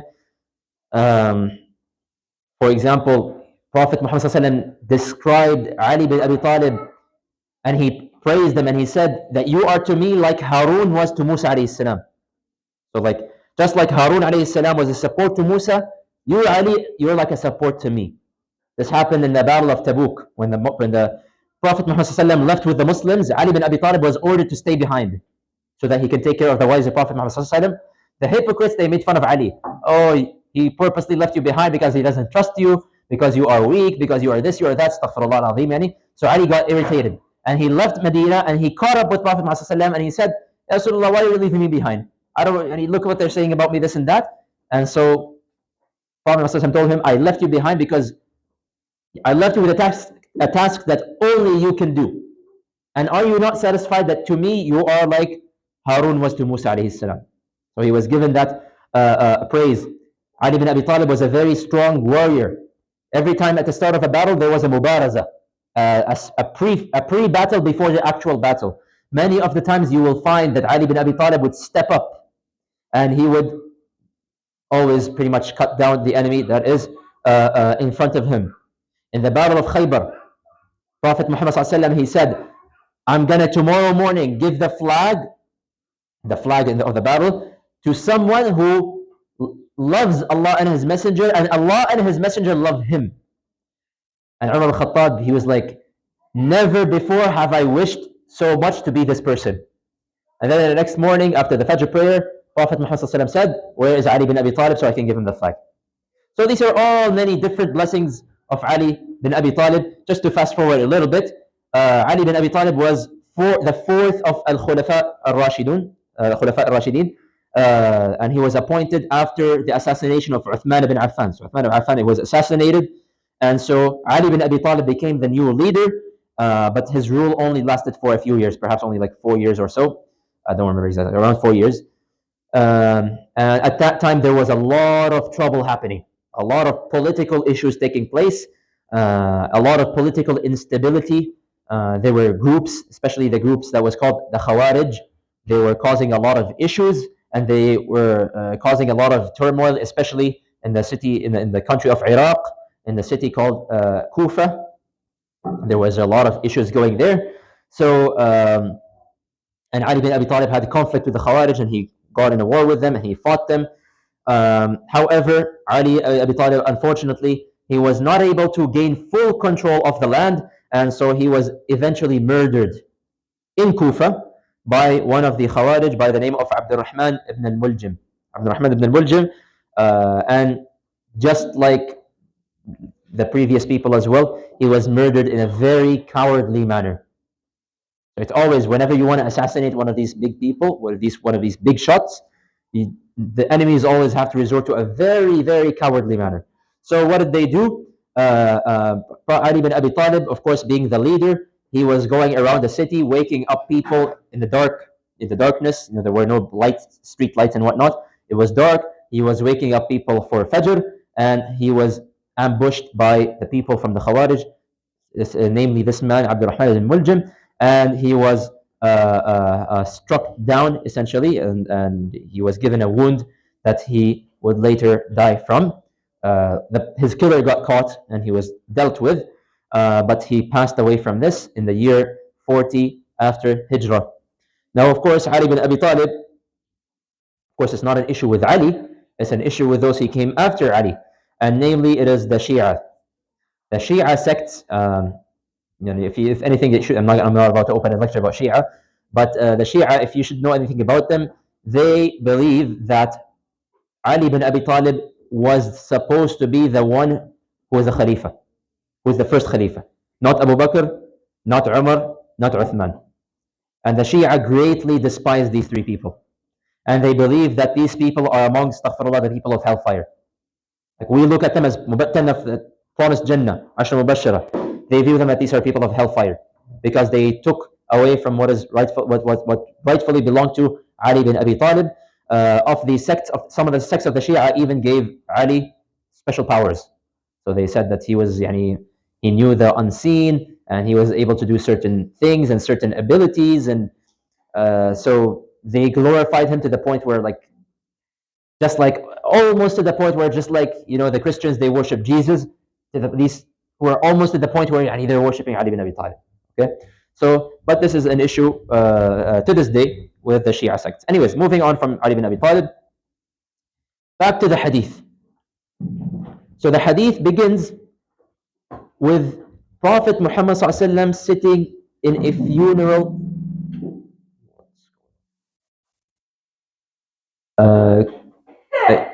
Can someone please go upstairs and turn off the mic? One person only, please. Astaghfirullah al-azim, ya akhi.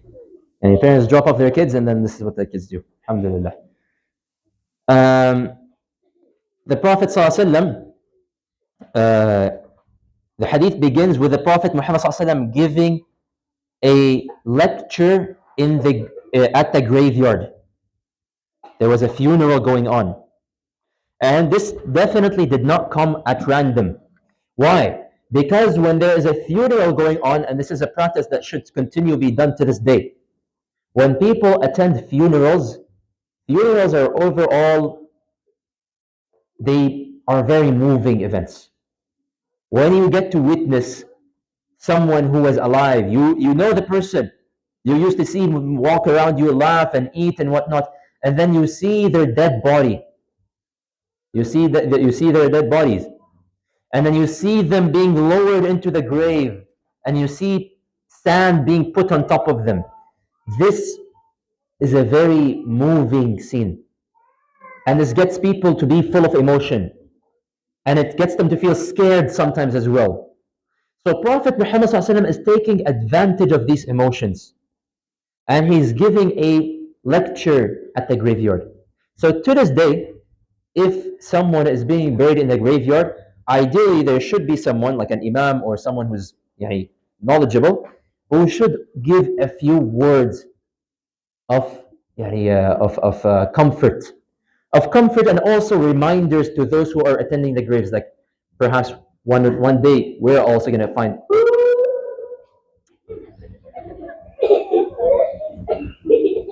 Anyways, so back to our hadith, please, guys, please. Actually, can I ask one of the boys to find out who that kid is so I can talk to their parents? Just tell me, no, one person only, please. One person only, please. Just tell me who the kid is so I can go and talk to their parents. Okay, so that's the first point I wanted to mention. So the hadith begins with a question that comes, or a fact that comes to the mind of many Muslims even, and they don't know how to deal with that fact. That Prophet Muhammad ﷺ is already saying that Allah Azza wa Jal already knows everything. Allah knows who is going to enter Jannah, and Allah already knows who is going to enter Jahannam. Meaning that as we speak right now, Allah knows amongst us right now who will enter Jannah, and inshallah all of us will enter Jannah, and who will end up entering into Jahannam. Yes, you found out? Shafi? Okay. So we're saying that Allah Azza wa Jal already knows this. And this is a fact. Allah Azza wa Jal knows everything. Okay? So now this is what we're going to clarify right now. Allah Azza wa Jal has always known everything from the beginning, since the start, since the beginning. And there's a hadith that tells us how everything was created. And that Allah Azza wa Jal, who knows what was the first thing that Allah created? Huh? No. No. What's the first object? Someone said it. The pen. Al-qalam. The first thing that was created was the pen. And then Allah Azza wa Jal ordered the pen to start writing. So this is a pen that does not need someone to hold it and write it. It's a pen that writes by itself. The pen asked Allah, what should I write? Allah Azza wa Jal told it, write everything that's going to happen. Meaning right now there's a book that Allah has. There's a book, and the Quran references this book in the Quran, Ummul Kitab. It has everything in it. All the information from the beginning of creation till the end. Things like when will each one of us, when will each human being be born? When will each human being die? When will each human being, how will they live their life? What actions are they going to do? Are they going to end up in Jannah, or are they going to end up in Jahannam? What kind of person will they be? What actions will they do? Everything has already been written by Allah Azza wa Jal. Okay, so Allah has this book where Allah knows everything. So Allah is giving you the freedom of choice, and this is what we're going to mention next, but at the same time Allah knows what you're going to choose. And I know this is a concept that many people struggle with, but bear with me, okay? Just listen to the end, inshallah, so that you may come to terms with this fact, okay?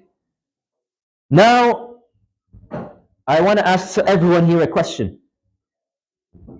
Right now, are any one of you forced to do anything? So, for example, has anyone ever struggled with, oh, I wanted to go and pray, but my legs wouldn't move. And my legs just kept moving towards the haram. and I couldn't control myself.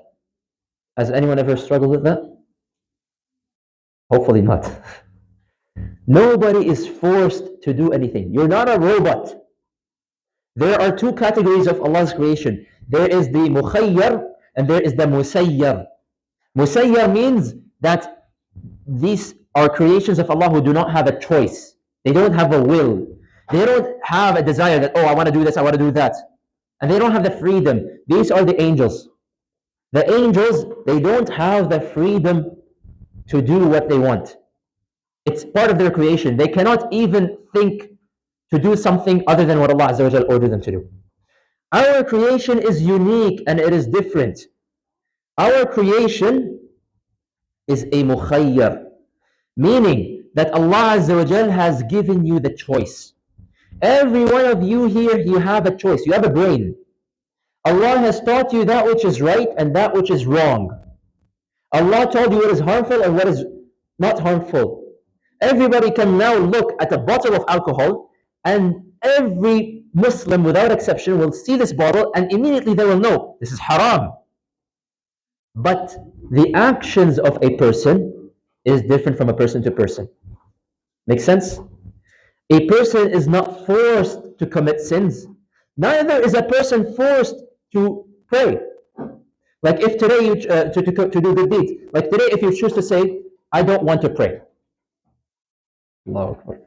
Today, if you choose to say that I don't want to pray, do you think that there's going to be a lightning bolt that comes down and strikes you down? What? Yes or no? No. Yes? Okay, maybe for you. But for the rest of us, inshallah, no.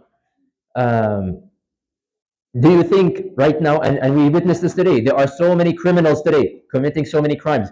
Do you think the punishment is going to come right then and there? Do you think that Allah is going to force them in a certain way? No. Because everyone is free to do whatever they want.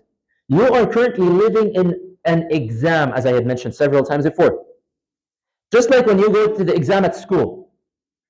If your teacher, وَلِلَّهِ الْمَثَلُ الْأَعْلَى, if your teacher sees you, he walks by you, okay, you're writing on the paper, you're doing your math exam, and you're doing a very silly mistake. Do you think the teacher is going to tell you, hey, you just made a mistake, go fix it? You're in the middle of an exam. Do you think that's going to happen? Do you think the person who is solving the question correctly, the teacher is going to say, oh, mashallah, good job, good on you. In the middle of the exam, he's going to slap you on the back, like, good job, you smart guy. It's not going to happen. Right now is not the period for you to be told how your actions were, but it's a time where the teacher is leaving you to choose whatever you want, okay? And therefore, nobody will enter Jannah just because Allah Azza wa Jal wrote that you will enter Jannah. And nobody will enter Jannah because Allah Azza wa Jal wrote that the person will enter Jahannam. Okay? Similarly, when you enter now, so you guys just started school a couple days ago or something. Did any one of you here, as soon as you entered your class, the teacher told you, oh, you fail, oh, you pass? It doesn't work that way. It doesn't work that way. There needs to be work. There needs to be an effort. There needs to be something that your teacher can base upon to tell you whether you pass or you fail. And this is why Allah Azza wa Jal says in the Quran, describing the people of Jannah, أُولَٰئِكَ أَصْحَابُ الْجَنَّةِ خَالِدِينَ فِيهَا جَزَاءً بِمَا كَانُوا يَعْمَلُونَ. That these are the people of Jannah. They will live in it eternally. Did Allah say because we wrote down that they're going to be...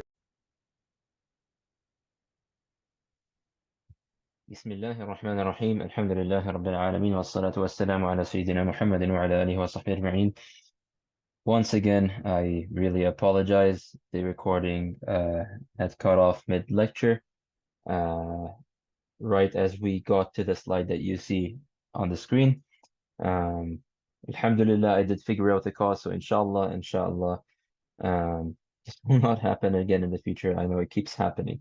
But anyways, let's continue where we left off. So I was making the point earlier that Allah Azza wa Jal will judge people based on their deeds, and not based on what Allah Azza wa Jal has put down in His qadr. And I was mentioning the verse in the Quran that Allah Azza wa Jal says in the Quran, أولئك أصحاب الجنة خالدين فيها, that talking about the people of Jannah, they are going to be entered into Jannah not because Allah Azza wa Jal said that they will enter Jannah. Rather, Allah Azza wa Jal said they will enter Jannah جزاء بما كانوا يعملون. It is a jaza, it is a reward for all the hard work and all the effort that they used to do. And on the other hand, the same thing applies for the people of Jahannam. Allah Azza wa Jal says, ذلك جزاء أعداء الله النار. This is the hellfire, the reward of Allah's enemies. Now, why is it a reward for them? Is it because Allah Azza wa Jal doesn't like them? Is it because Allah Azza wa Jal already wrote down what will happen to them? This is why they're entering Jahannam? No, they are going to be entered into Jahannam جزاء بما كانوا بآياتنا يجحدون. This is the result because they denied our revelations, their stubbornness, their arrogance, meaning they showed a type of effort. And that effort that they displayed, it led them to this destination. It had nothing to do with the qadr of Allah. Allah Azza wa Jal also says in the Quran, لِيَجْزِيَ الَّذِينَ أَسَاءُوا بِمَا عَمِلُوا وَيَجْزِيَ الَّذِينَ أَحْسَنُوا بِالْحُسْنَى, such that Allah Azza wa Jal could reward the people, could reward the evildoers for what they have done. وَيَجْزِيَ الَّذِينَ أَحْسَنُوا بِالْحُسْنَى, and such that He could reward also the good doers for their good deeds. Meaning, the destination, Jannah, Jahannam, good deeds, bad deeds, all of this is a result of our efforts and the choices that we make. Allah Azza wa Jal gave us intelligence. Allah Azza wa Jal gave us that which He has never given any other creature. Therefore, it is us who is responsible for our own deeds. The last point which I would like to mention about this hadith is something that we've been explaining already as we were explaining the hadith. Every single person has to put in an effort. You know, this is one of the most common questions that we sometimes receive, and sometimes Islamophobes or atheists, they ask this question and thinking that they're smart, and they say, if Allah already knows that I'm going to enter Jannah, or Allah already knows that I'm going to enter Jahannam, what's the whole point? Then why doesn't Allah just enter me into Jannah? Why doesn't Allah enter me into Jannah or Jahannam? We mentioned this in the previous slide, but the fact of the matter, not a single human being. I don't know what Allah Azza wa Jal has decreed for me. I don't know what Allah has in store for me. Yes, Allah, as I am speaking right now, Allah Azza wa Jal knows what I'm going to do. Allah knows if I'm going to enter Jannah. Inshallah, we all enter Jannah. But I do not know this. I don't know this. You do not know this. Nobody knows this. This is why qadr, believing in qadr, it is one of the pillars of Iman. Qadr can never be used as an excuse. You see, this is sometimes a trick that shaitan plays in people's head. That, oh, Allah didn't put this in my qadr that I could be doing this kind of action. Allah didn't write it in my qadr that I'm going to be praying tonight, or that I'm going to be reading Quran, or that I'm going to become a hafiz of the Quran. You know, some people, they don't have much Quran memorized, and as you tell them, memorize so that you can become a hafiz of the Quran, they will start telling you things like, oh, but Allah Azza wa Jal doesn't, He has not decreed for me that I will become a hafiz of the Quran. Subhanallah. Do you have some sort of unseen knowledge that you know none of us have and only you have? What kind of ridiculous thinking is this? There is no human being who knows what Allah Azza wa Jal is decreed. Therefore, I can only hope and I can pray to Allah that Allah Azza wa Jal has written that I will become of the people of Jannah. But I don't know this. So I'm going to work as hard as I can, and I'm going to put as much effort as I can, such that I may stay on the path that will lead me to Jannah. And this is why Prophet ﷺ recited, you know, as he was mentioning this hadith, he recited the verses of Surah Al-Layl. He is essentially giving us the explanation of these verses. Allah Azza wa Jalla says in the Quran, فَأَمَّا مَنْ أَعْطَى وَاتَّقَى وَصَدَّقَ بِالْحُسْنَى فَسَنُيَسِّرُهُ لِلْيُسْرَى. وأما من بخل واستغنى وكذب بالحسنى فسنيسره للعسرى.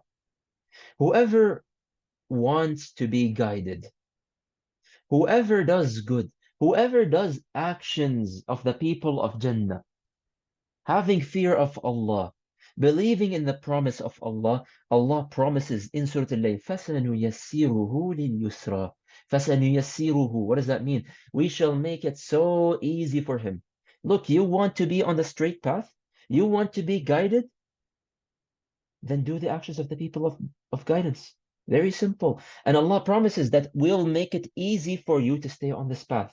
However, the next part is also what makes Surah Al-Layl a very scary surah.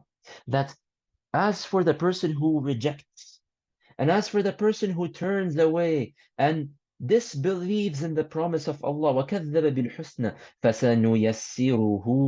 Once again, the same word. We shall make it easy for him, لِلْعُسْرَى, to stay on the opposite path, on the path of Jahannam. It's almost Allah Azza wa Jal is telling it to you very clearly. Look, you can choose whichever path you want. Allah Azza wa Jal says, "Inna sa'yakum lashatta."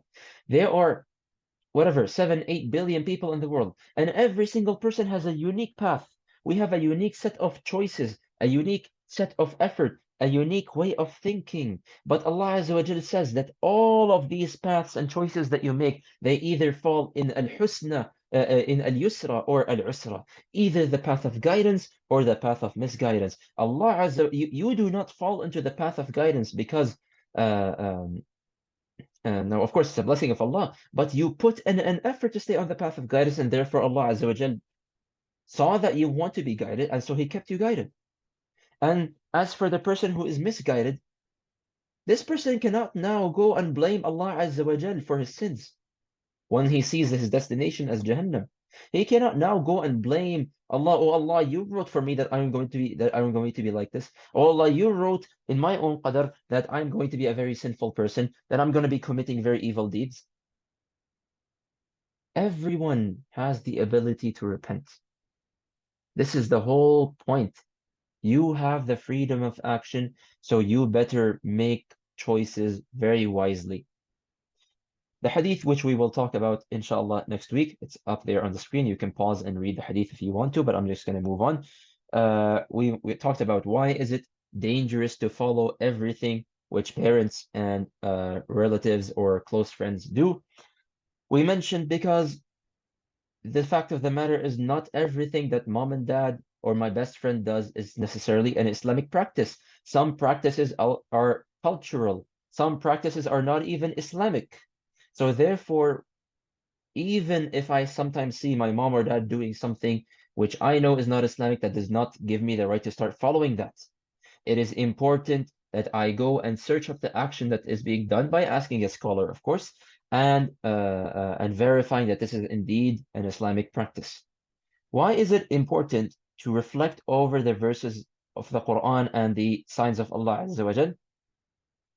We mentioned that it is the cure of heedlessness, and not reflecting over the signs of Allah, and especially through the verses of the Quran, will result in heedlessness. And heedlessness, we mentioned, it is dangerous. The Quran, subhanAllah, it has an effect. It softens the heart. It develops a love for Allah Azza wa Jal.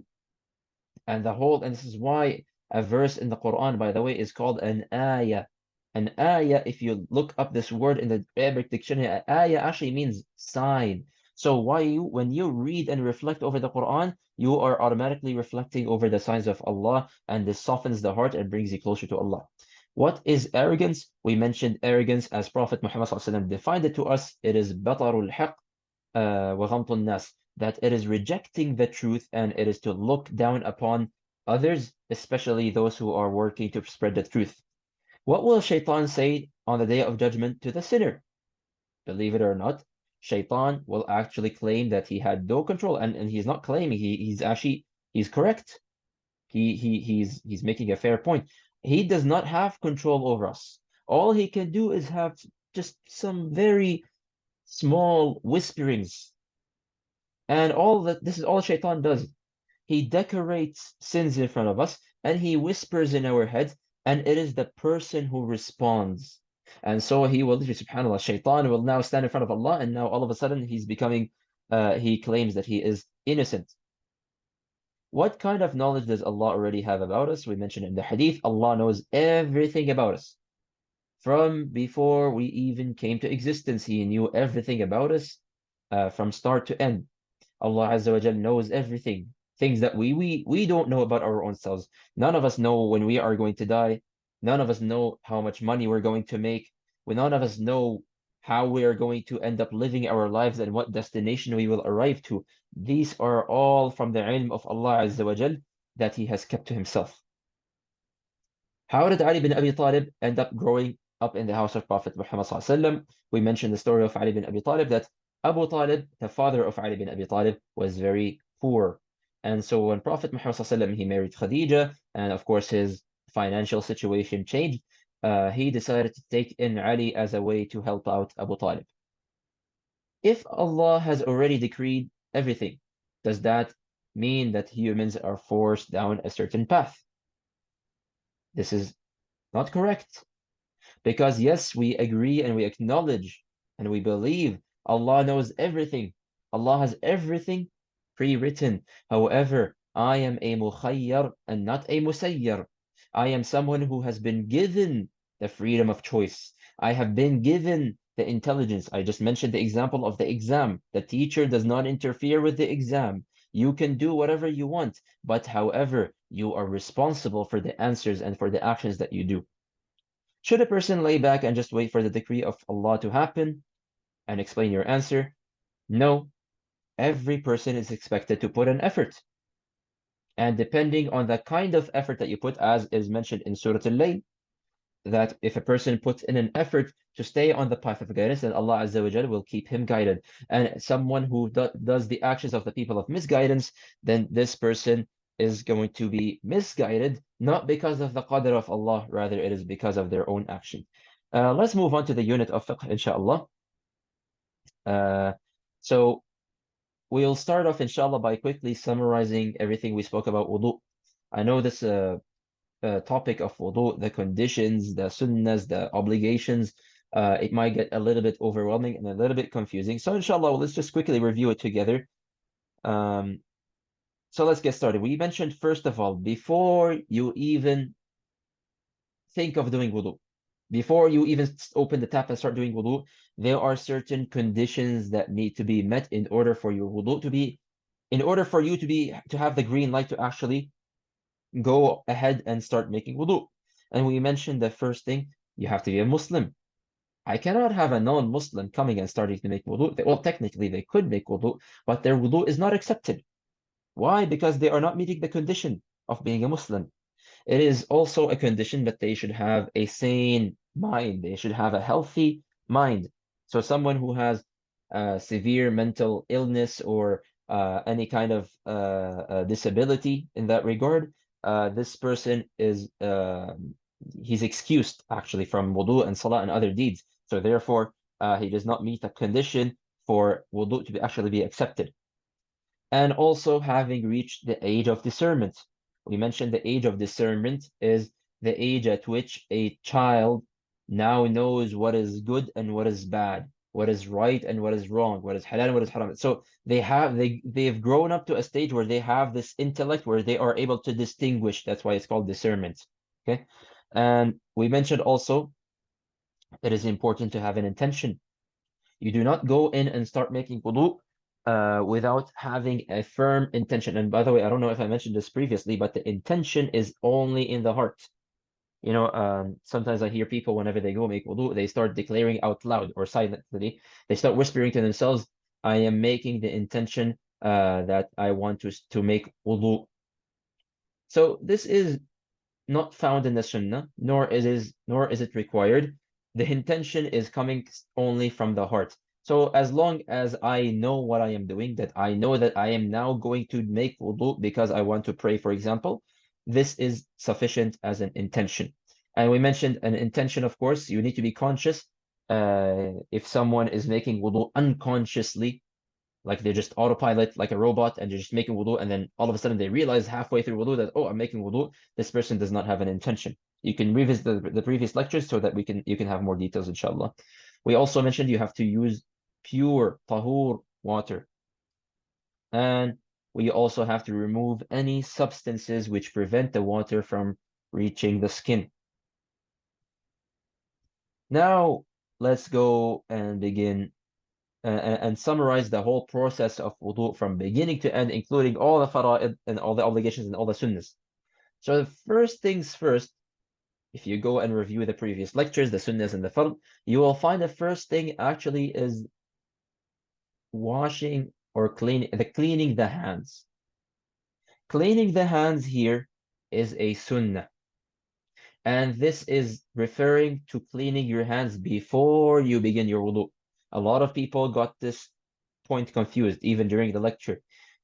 The cleaning the hands here is not the same as washing my hands 3 times at the beginning of wudu. This is just simply cleaning my hands with, like, I don't know, soap or something. And the evidences were provided in the previous lecture that Prophet ﷺ, he would not dip his hands into the vessel to make wudu until he cleaned them. And that also of the sunnahs of wudu, that as soon as you begin, you start by saying Bismillah. The next action is to wash your hands. This is now washing the hands. This is why I differentiated them. Washing the hands at the beginning of wudu. The sunnah, so washing the hands, we mentioned it is a sunnah. And remember, when we say it is a sunnah, means if you leave it, your wudu is still valid as long as you complete the obligation. So washing the hands is a sunnah, and a sunnah, of course, is to wash your hands 3 times. The next action is to rinse the mouth and to rinse the nose. This is also a sunnah act, and also it is sunnah to do this 3 times, that you rinse your mouth 3 times, then you rinse your nose 3 times. It was, of course, of the sunnahs that you rinse them thoroughly. You know, you don't just put a little bit of water. No, you put water into your mouth. You swish it around and you spit it out. You put water into your nose. You don't like inhale the water, but like you put it up in your nose and then you exhale it out. So you do this thoroughly, of course, and we mentioned unless you are fasting. If you are fasting, then it is better for you to actually not do it thoroughly, and because you don't want to risk swallowing some water or inhaling some water such that it would break your fast. Next is washing the face. Washing the face is an obligation. I cannot miss washing the face. If I leave washing the face, my wudu is batil. It is not valid. It is sunnah, however, of washing the face that I do it 3 times. And if I'm someone who has a beard, to run my fingers through my beard. Next up is to wash the arms up to the elbows. According to the verse of the Quran, this is also an obligation. And once again, it is also a sunnah to do it 3 times. And it is also a sunnah, I didn't mention this here in the screen, but it is also a sunnah, we all understand this, to do the right side first and then the left side first. Sorry, the left side second. So the right and then the left. The next action is to wipe the head. And this is also an obligation. And the sunnah here, there is actually a sunnah act here, and people did not actually get it during the lecture, to use fresh water. What do I mean by this? So let's say I just washed my arms up to the elbows. Obviously, my hands are now wet. Do I just wipe my head immediately because I say, oh, I got water in my hands already, I don't need to use the water in the tap? Do I just wipe my head immediately?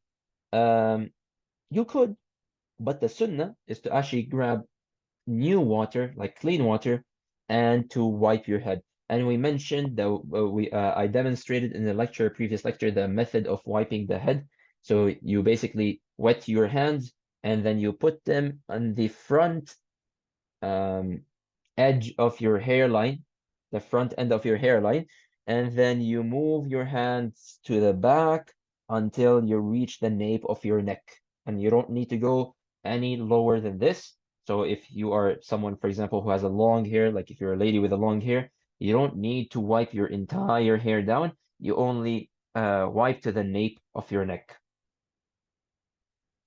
Next up is wiping the ears, and that is also a sunnah. Um, Next up is washing the feet. This is an obligation, as we have already mentioned. Washing the feet, well, I should have clarified. Washing the feet up to the ankles. That is an obligation. The sunnah, of course, we all understand is to do it 3 times. And also, just like the arms, it is to do it in the right side first and then moving on to the left. After washing the feet, you are not done yet. There are a few sunnahs that need to be done. And in fact, there are some obligations that we didn't mention. There is now the dua. So I finished washing my feet. And then I say the du'as or the adhkar, which is of course a sunnah. We mentioned the du'as, أشهد أن لا إله إلا الله وأشهد أن محمدا رسول الله اللهم اجعلني من التوابين ومن المتطهرين سبحانك اللهم وبحمدك أشهد أن لا إله إلا أنت أستغفرك وأتوب إليك. Memorize it. It's such a simple dua, inshallah. And when you start repeating it 5 times a day, it becomes very easy to memorize. And last but not least, we actually mentioned this in the Sunan al-Fitra even, and that is the siwak, to take the wooden brush and to brush your teeth with it. But if you don't have that, then using a toothbrush also works fine. And this is, of course, a sunnah act. Are we done yet? We are not done yet, because there are 6 obligations, and I only see 4 obligations on the screen. Of the obligations of wudu is that I need to do these things in order. So if I mess up the order, according to the majority opinion, I need to restart the wudu. And also to do the actions of wudu consecutively. So mentioned last week that there is a time limit. So if I, for example, just washed my arms up to the elbows, and then my arms are wet, but then I get a phone call, and I step away for a second, and I pick up my phone. So can I now go back and continue my wudu and start wiping my head? Well, it depends. Have I stepped away for so long that my arms have now dried up? If I did so, and my arms are now dried up, I have to restart my wudu because it took way too long. But if I just quickly step out and I pick up the phone and say, Akhi, I'll call you back in 5 minutes, just give me I'm a little busy right now. And then you step back to the washroom and your arms are still wet, you can then continue making your wudu. What are some of the things that invalidate our wudu? Allah Azza wa Jalla says in the Quran, أو جاء أحد منكم من الغائط, meaning if anyone goes, Allah Azza wa Jalla says that when someone comes back essentially from the area where they relieve themselves, and subhanallah, this is of the what's the word here, that Allah Azza wa Jalla is making it clear to you. Allah is not going to bluntly use the words, okay, and telling you that someone who does this and that. It's well understood that this indicates that anything that a person releases, whether it is from the front or from the back passage, this causes a person to lose their wudu. Of the second reasons why a person might invalidate wudu is to intoxication.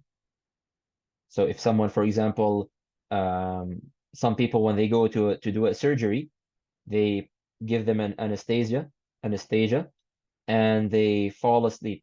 Or sometimes they if you watch sometimes videos of people who are being given laughing gas, and they start acting all funny and they're saying very weird stuff. This person is intoxicated. He's not in his right mind right now.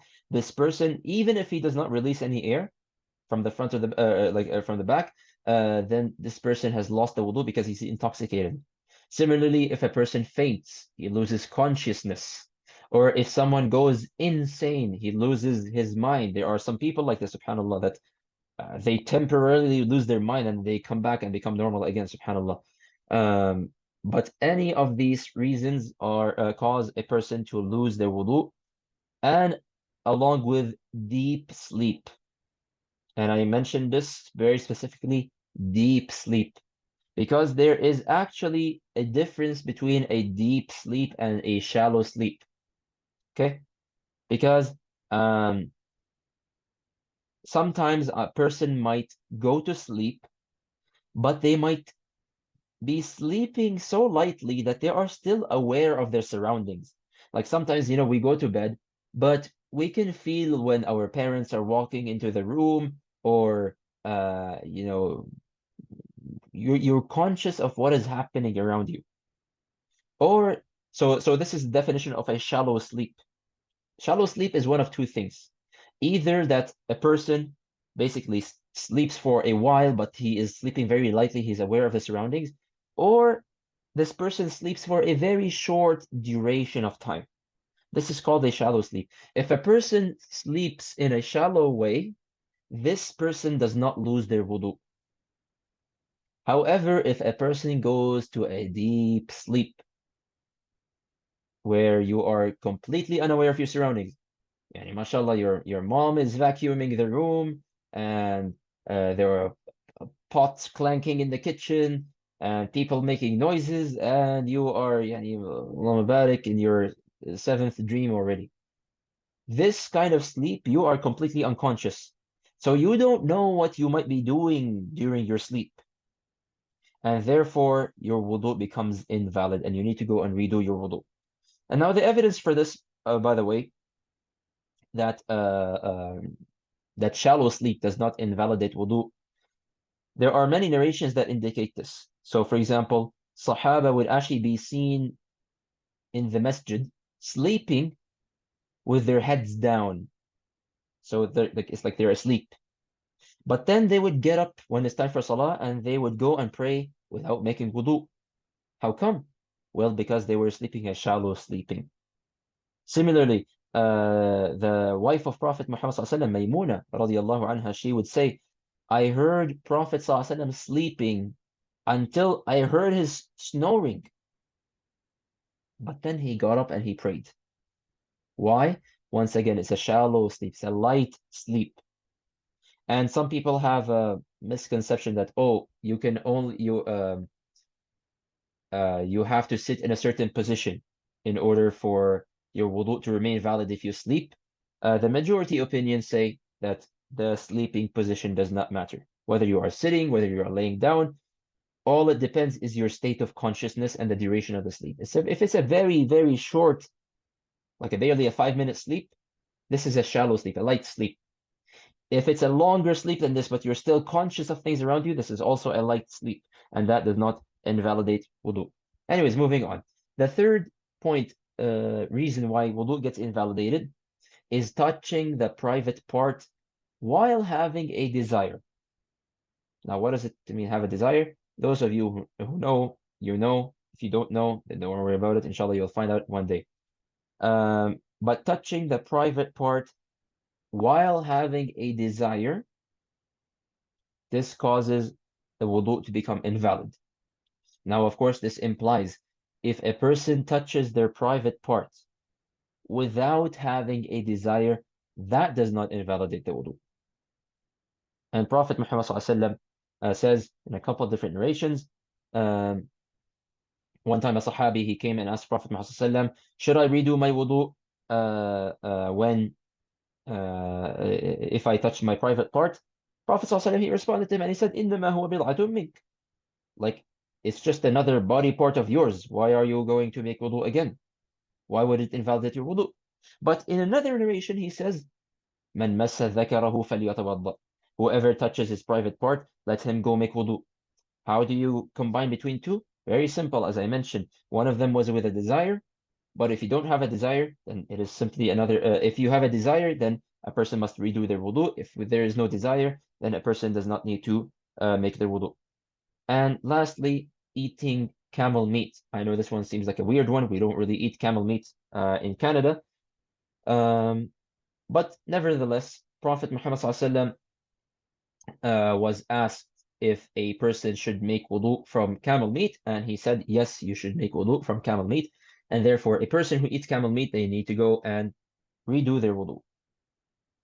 And some, by the way, another comment here, side comment, I just remembered. Sometimes people have a misconception as well that if you eat meat, any kind of meat that fire has touched it, like a barbecue or whatever, that you also need to make wudu. This is Also, not the case as well, according to almost all the scholars. Now, here is where I really need you to pay attention.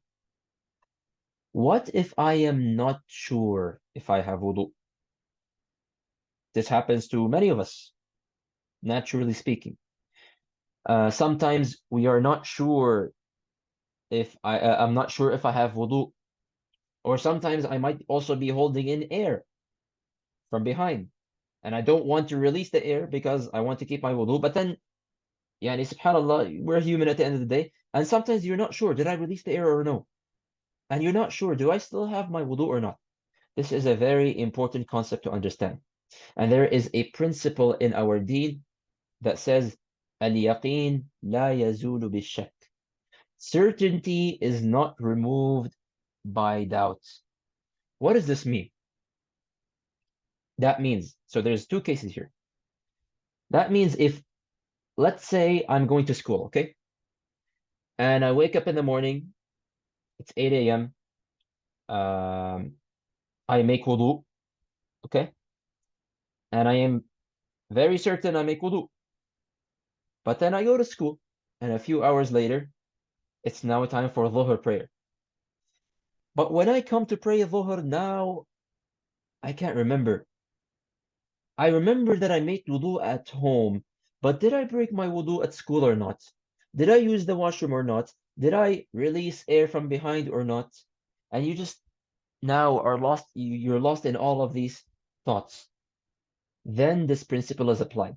What was the last thing you were certain about before you started doubting yourself?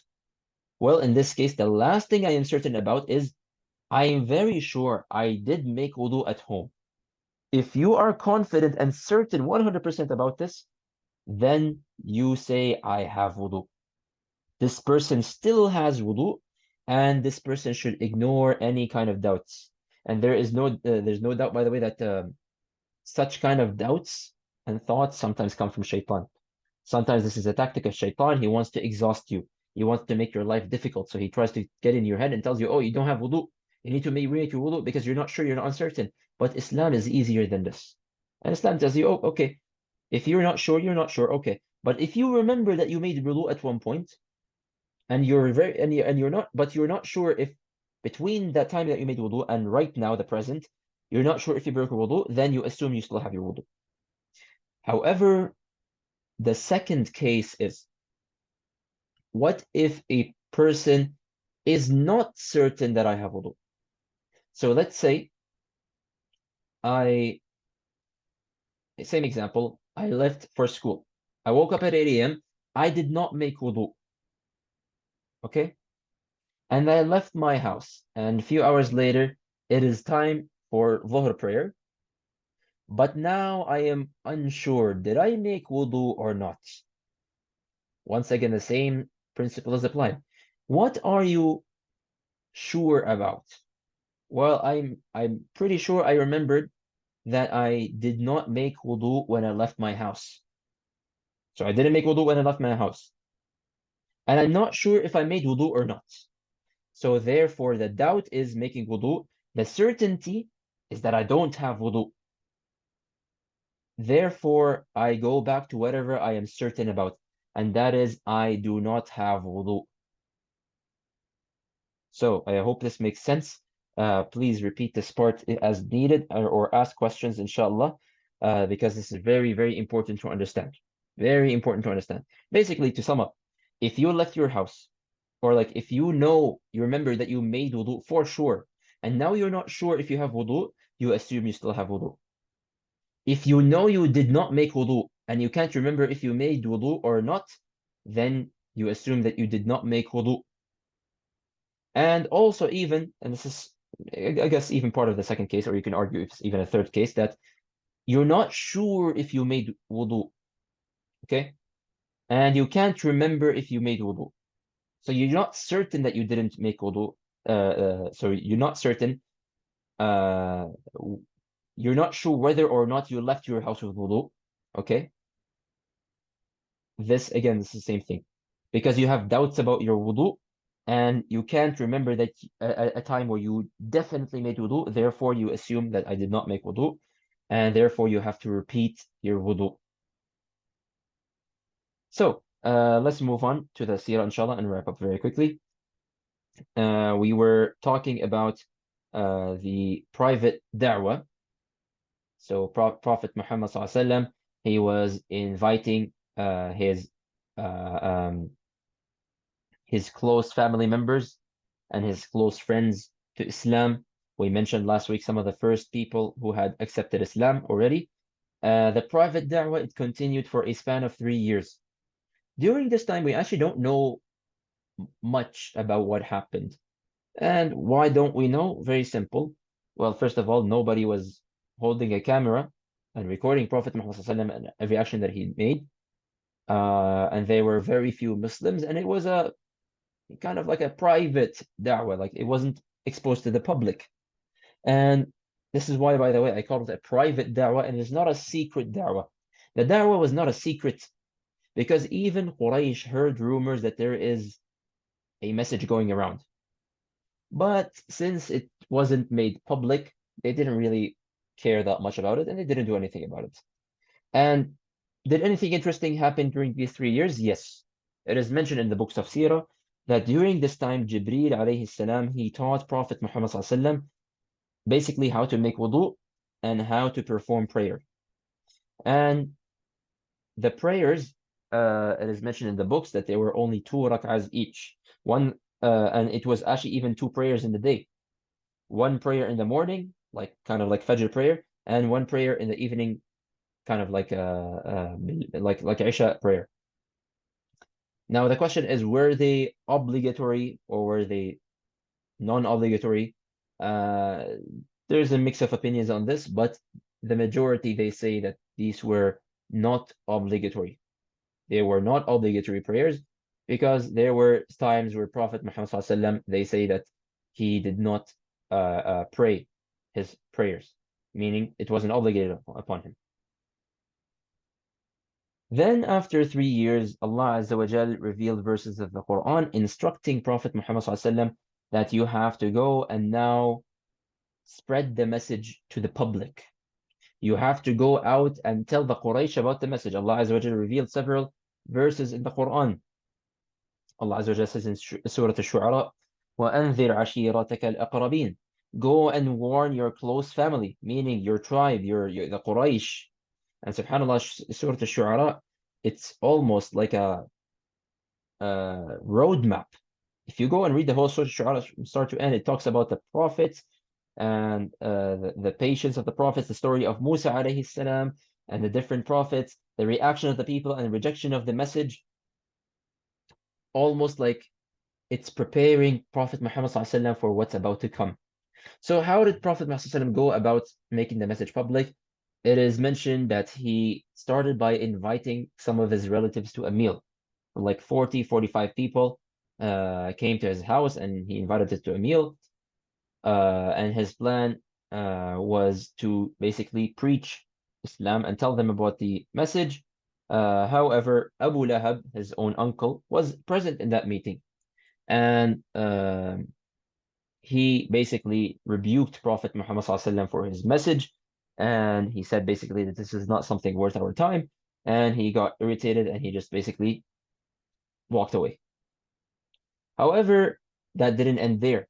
Prophet Muhammad ﷺ, one morning, he climbed the mountain of Safa. The mountain of Safa is the closest mountain to the Kaaba, very close to the Kaaba. And back in the day, it was a tall mountain. And the town of Mecca is a very small city. Keep that in mind. It's barely like 1,000 people inside there. It's a village. And there are no, announcements or internet or social media. So if someone had a very important announcement to make, they would basically go up to climb the mountain, essentially, or make an announcement out loud. And so Prophet Muhammad ﷺ climbing the mountain of Safa was a very big deal to the people of Quraysh because they know who this person is. They know he's honest. They know he's trustworthy. They know who he is. So he's not a normal person. And he's now calling to all the tribes of Quraysh, come forward. I need to tell you something very important. And he started calling them out one by one to come and gathering around. So much so that even the people who were unable to gather, they sent people on their behalf just so that they can go and gather and listen to what is exactly going on. So once they were all gathered, he asked them, would you trust me if I tell you right now that an army was about to attack you?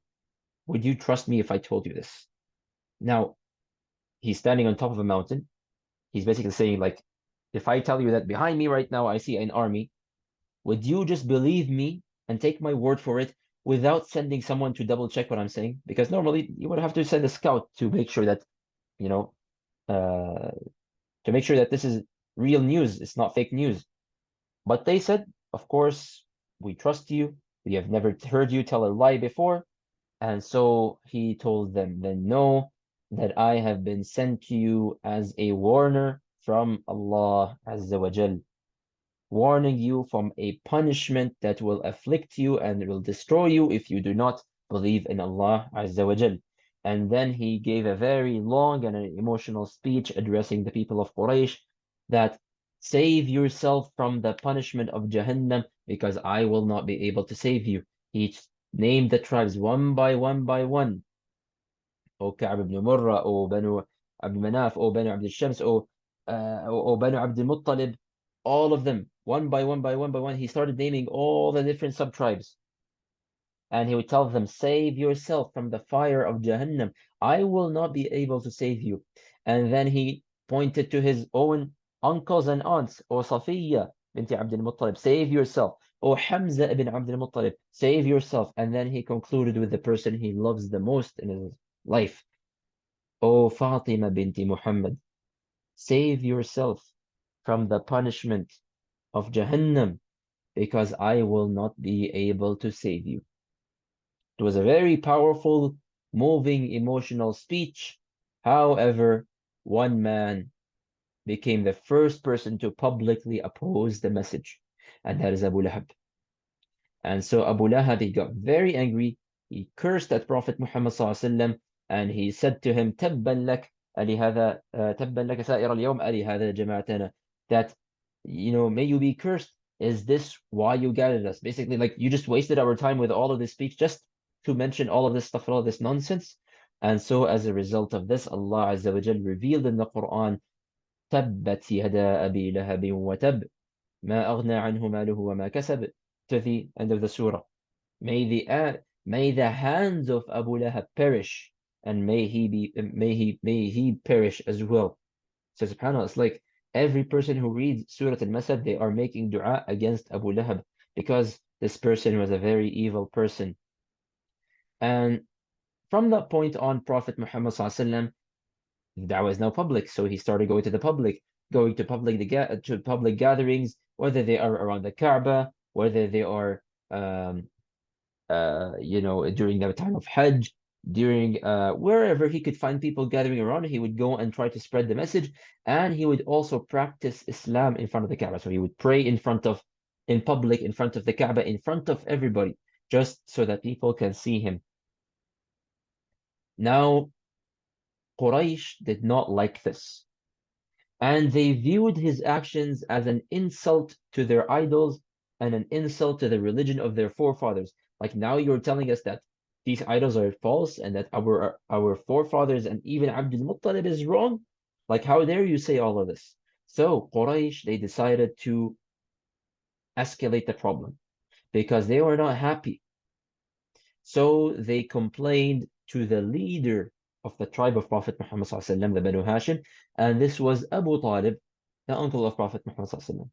So they complained to him and they said, look, your nephew is insulting our idols. He is cursing our forefathers. He's accusing them of being misguided, even though, by the way, Prophet ﷺ never ever insulted an idol. He was even commanded in the Quran that do not insult their idols, but it is always the ignorant people who make a big deal out of nothing. And so Abu Talib, initially he dismissed the problem. He didn't think it was going to become a big deal, but then later on, a larger group came back and they were even more angry and they demanded, oh, Abu Talib, you have to do something about this. And so Abu Talib decided to do something about it. And he went to Prophet Muhammad ﷺ and he gave him a speech and he said, yeah, oh, my nephew, look at how your people are talking to me. They came to me and spoke to me this way. I'm just a weak man. I'm an old man, this and that. Have some mercy on me. And so Prophet Muhammad ﷺ responded and he said, oh, my uncle, I swear by Allah that if these people, the Quraysh, were to give me the sun on my right hand and the moon on my left hand, uh, I would still never ever leave this message until I succeed or I die trying. Meaning, like, even if they were to give me the control of the world, I will never leave this message. And so when Abu Talib saw this level of confidence and sincerity, he left him alone and he said, go ahead, my nephew, do whatever you want. I'm not gonna bother you ever again. And subhanAllah, Abu Talib stayed true to his word to the end of his life. So when Quraysh saw that Abu Talib had failed, they decided to go and take matters to their own hands. What did they do? We shall discuss that next week, inshallah. So let's conclude with the questions. A person is unsure whether or not they passed gas, but they smell a bad smell. Is this wudu still valid? This is something I actually forgot to explain when I was talking about the uncertainty in wudu. If someone doesn't know that they released gas, the rule is you still have wudu unless you are certain that you smell, unless you smell something or you feel something, um, or you hear something.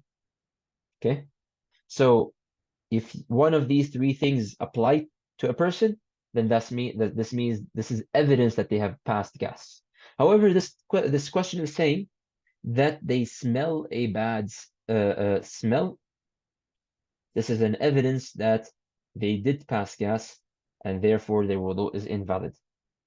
What is the difference between light sleep and deep sleep? We explained this, that the light sleep is typically for a very, very small duration, or even if it's not for a small duration, but a person is just aware of their surroundings. They're conscious, they're thinking, they're hearing things, they know who walked into the room, they know they are hearing people having conversations. This is a light sleep. Deep sleep, this is person who khalas, he loses consciousness, he becomes completely unaware. This person loses their wudu. A person went to a barbecue and they had a beef burger. Does this person still have wudu? We said yes, because any meat does not invalidate wudu unless it is camel meat. Camel meat is the only meat that invalidates wudu. A person went to school and when it was time for prayer, they forgot if they have wudu. And they don't remember that they made wudu at home. What should they do? We said in this case, since they are doubtful whether they made wudu, and they don't remember making wudu at home, so they are also uncertain about their wudu, this person must go and make wudu because they are certain that they didn't have wudu at home. Which act of worship was prescribed in the first 2 years of da'wah? We mentioned this. This is wudu and prayer, and it was most likely not obligatory. How did Prophet Muhammad declare the message to the public? We mentioned inviting his relatives to a meal, and he told them about Islam, and also climbing the mountain of Safa and telling the entire tribe of Quraysh to worship Allah alone. Why was Surah Al-Masad revealed? Because of how Abu Lahab publicly opposed Prophet Muhammad when he declared the message. What did the Quraysh do when Prophet Muhammad publicly began spreading the message? They were irritated at this, and so they went and complained to Abu Talib. And with that said, inshallah, we will continue. We will continue next week. Jazakumullah khairan for tuning in, and I apologize once again for the recording being cut short. Inshallah, I will try my best in future weeks that we don't run into a similar kind of issues. جزاكم الله خيرا سبحانك اللهم وبحمدك أشهد أن لا إله إلا أنت أستغفرك وأتوب إليك والسلام عليكم ورحمة الله وبركاته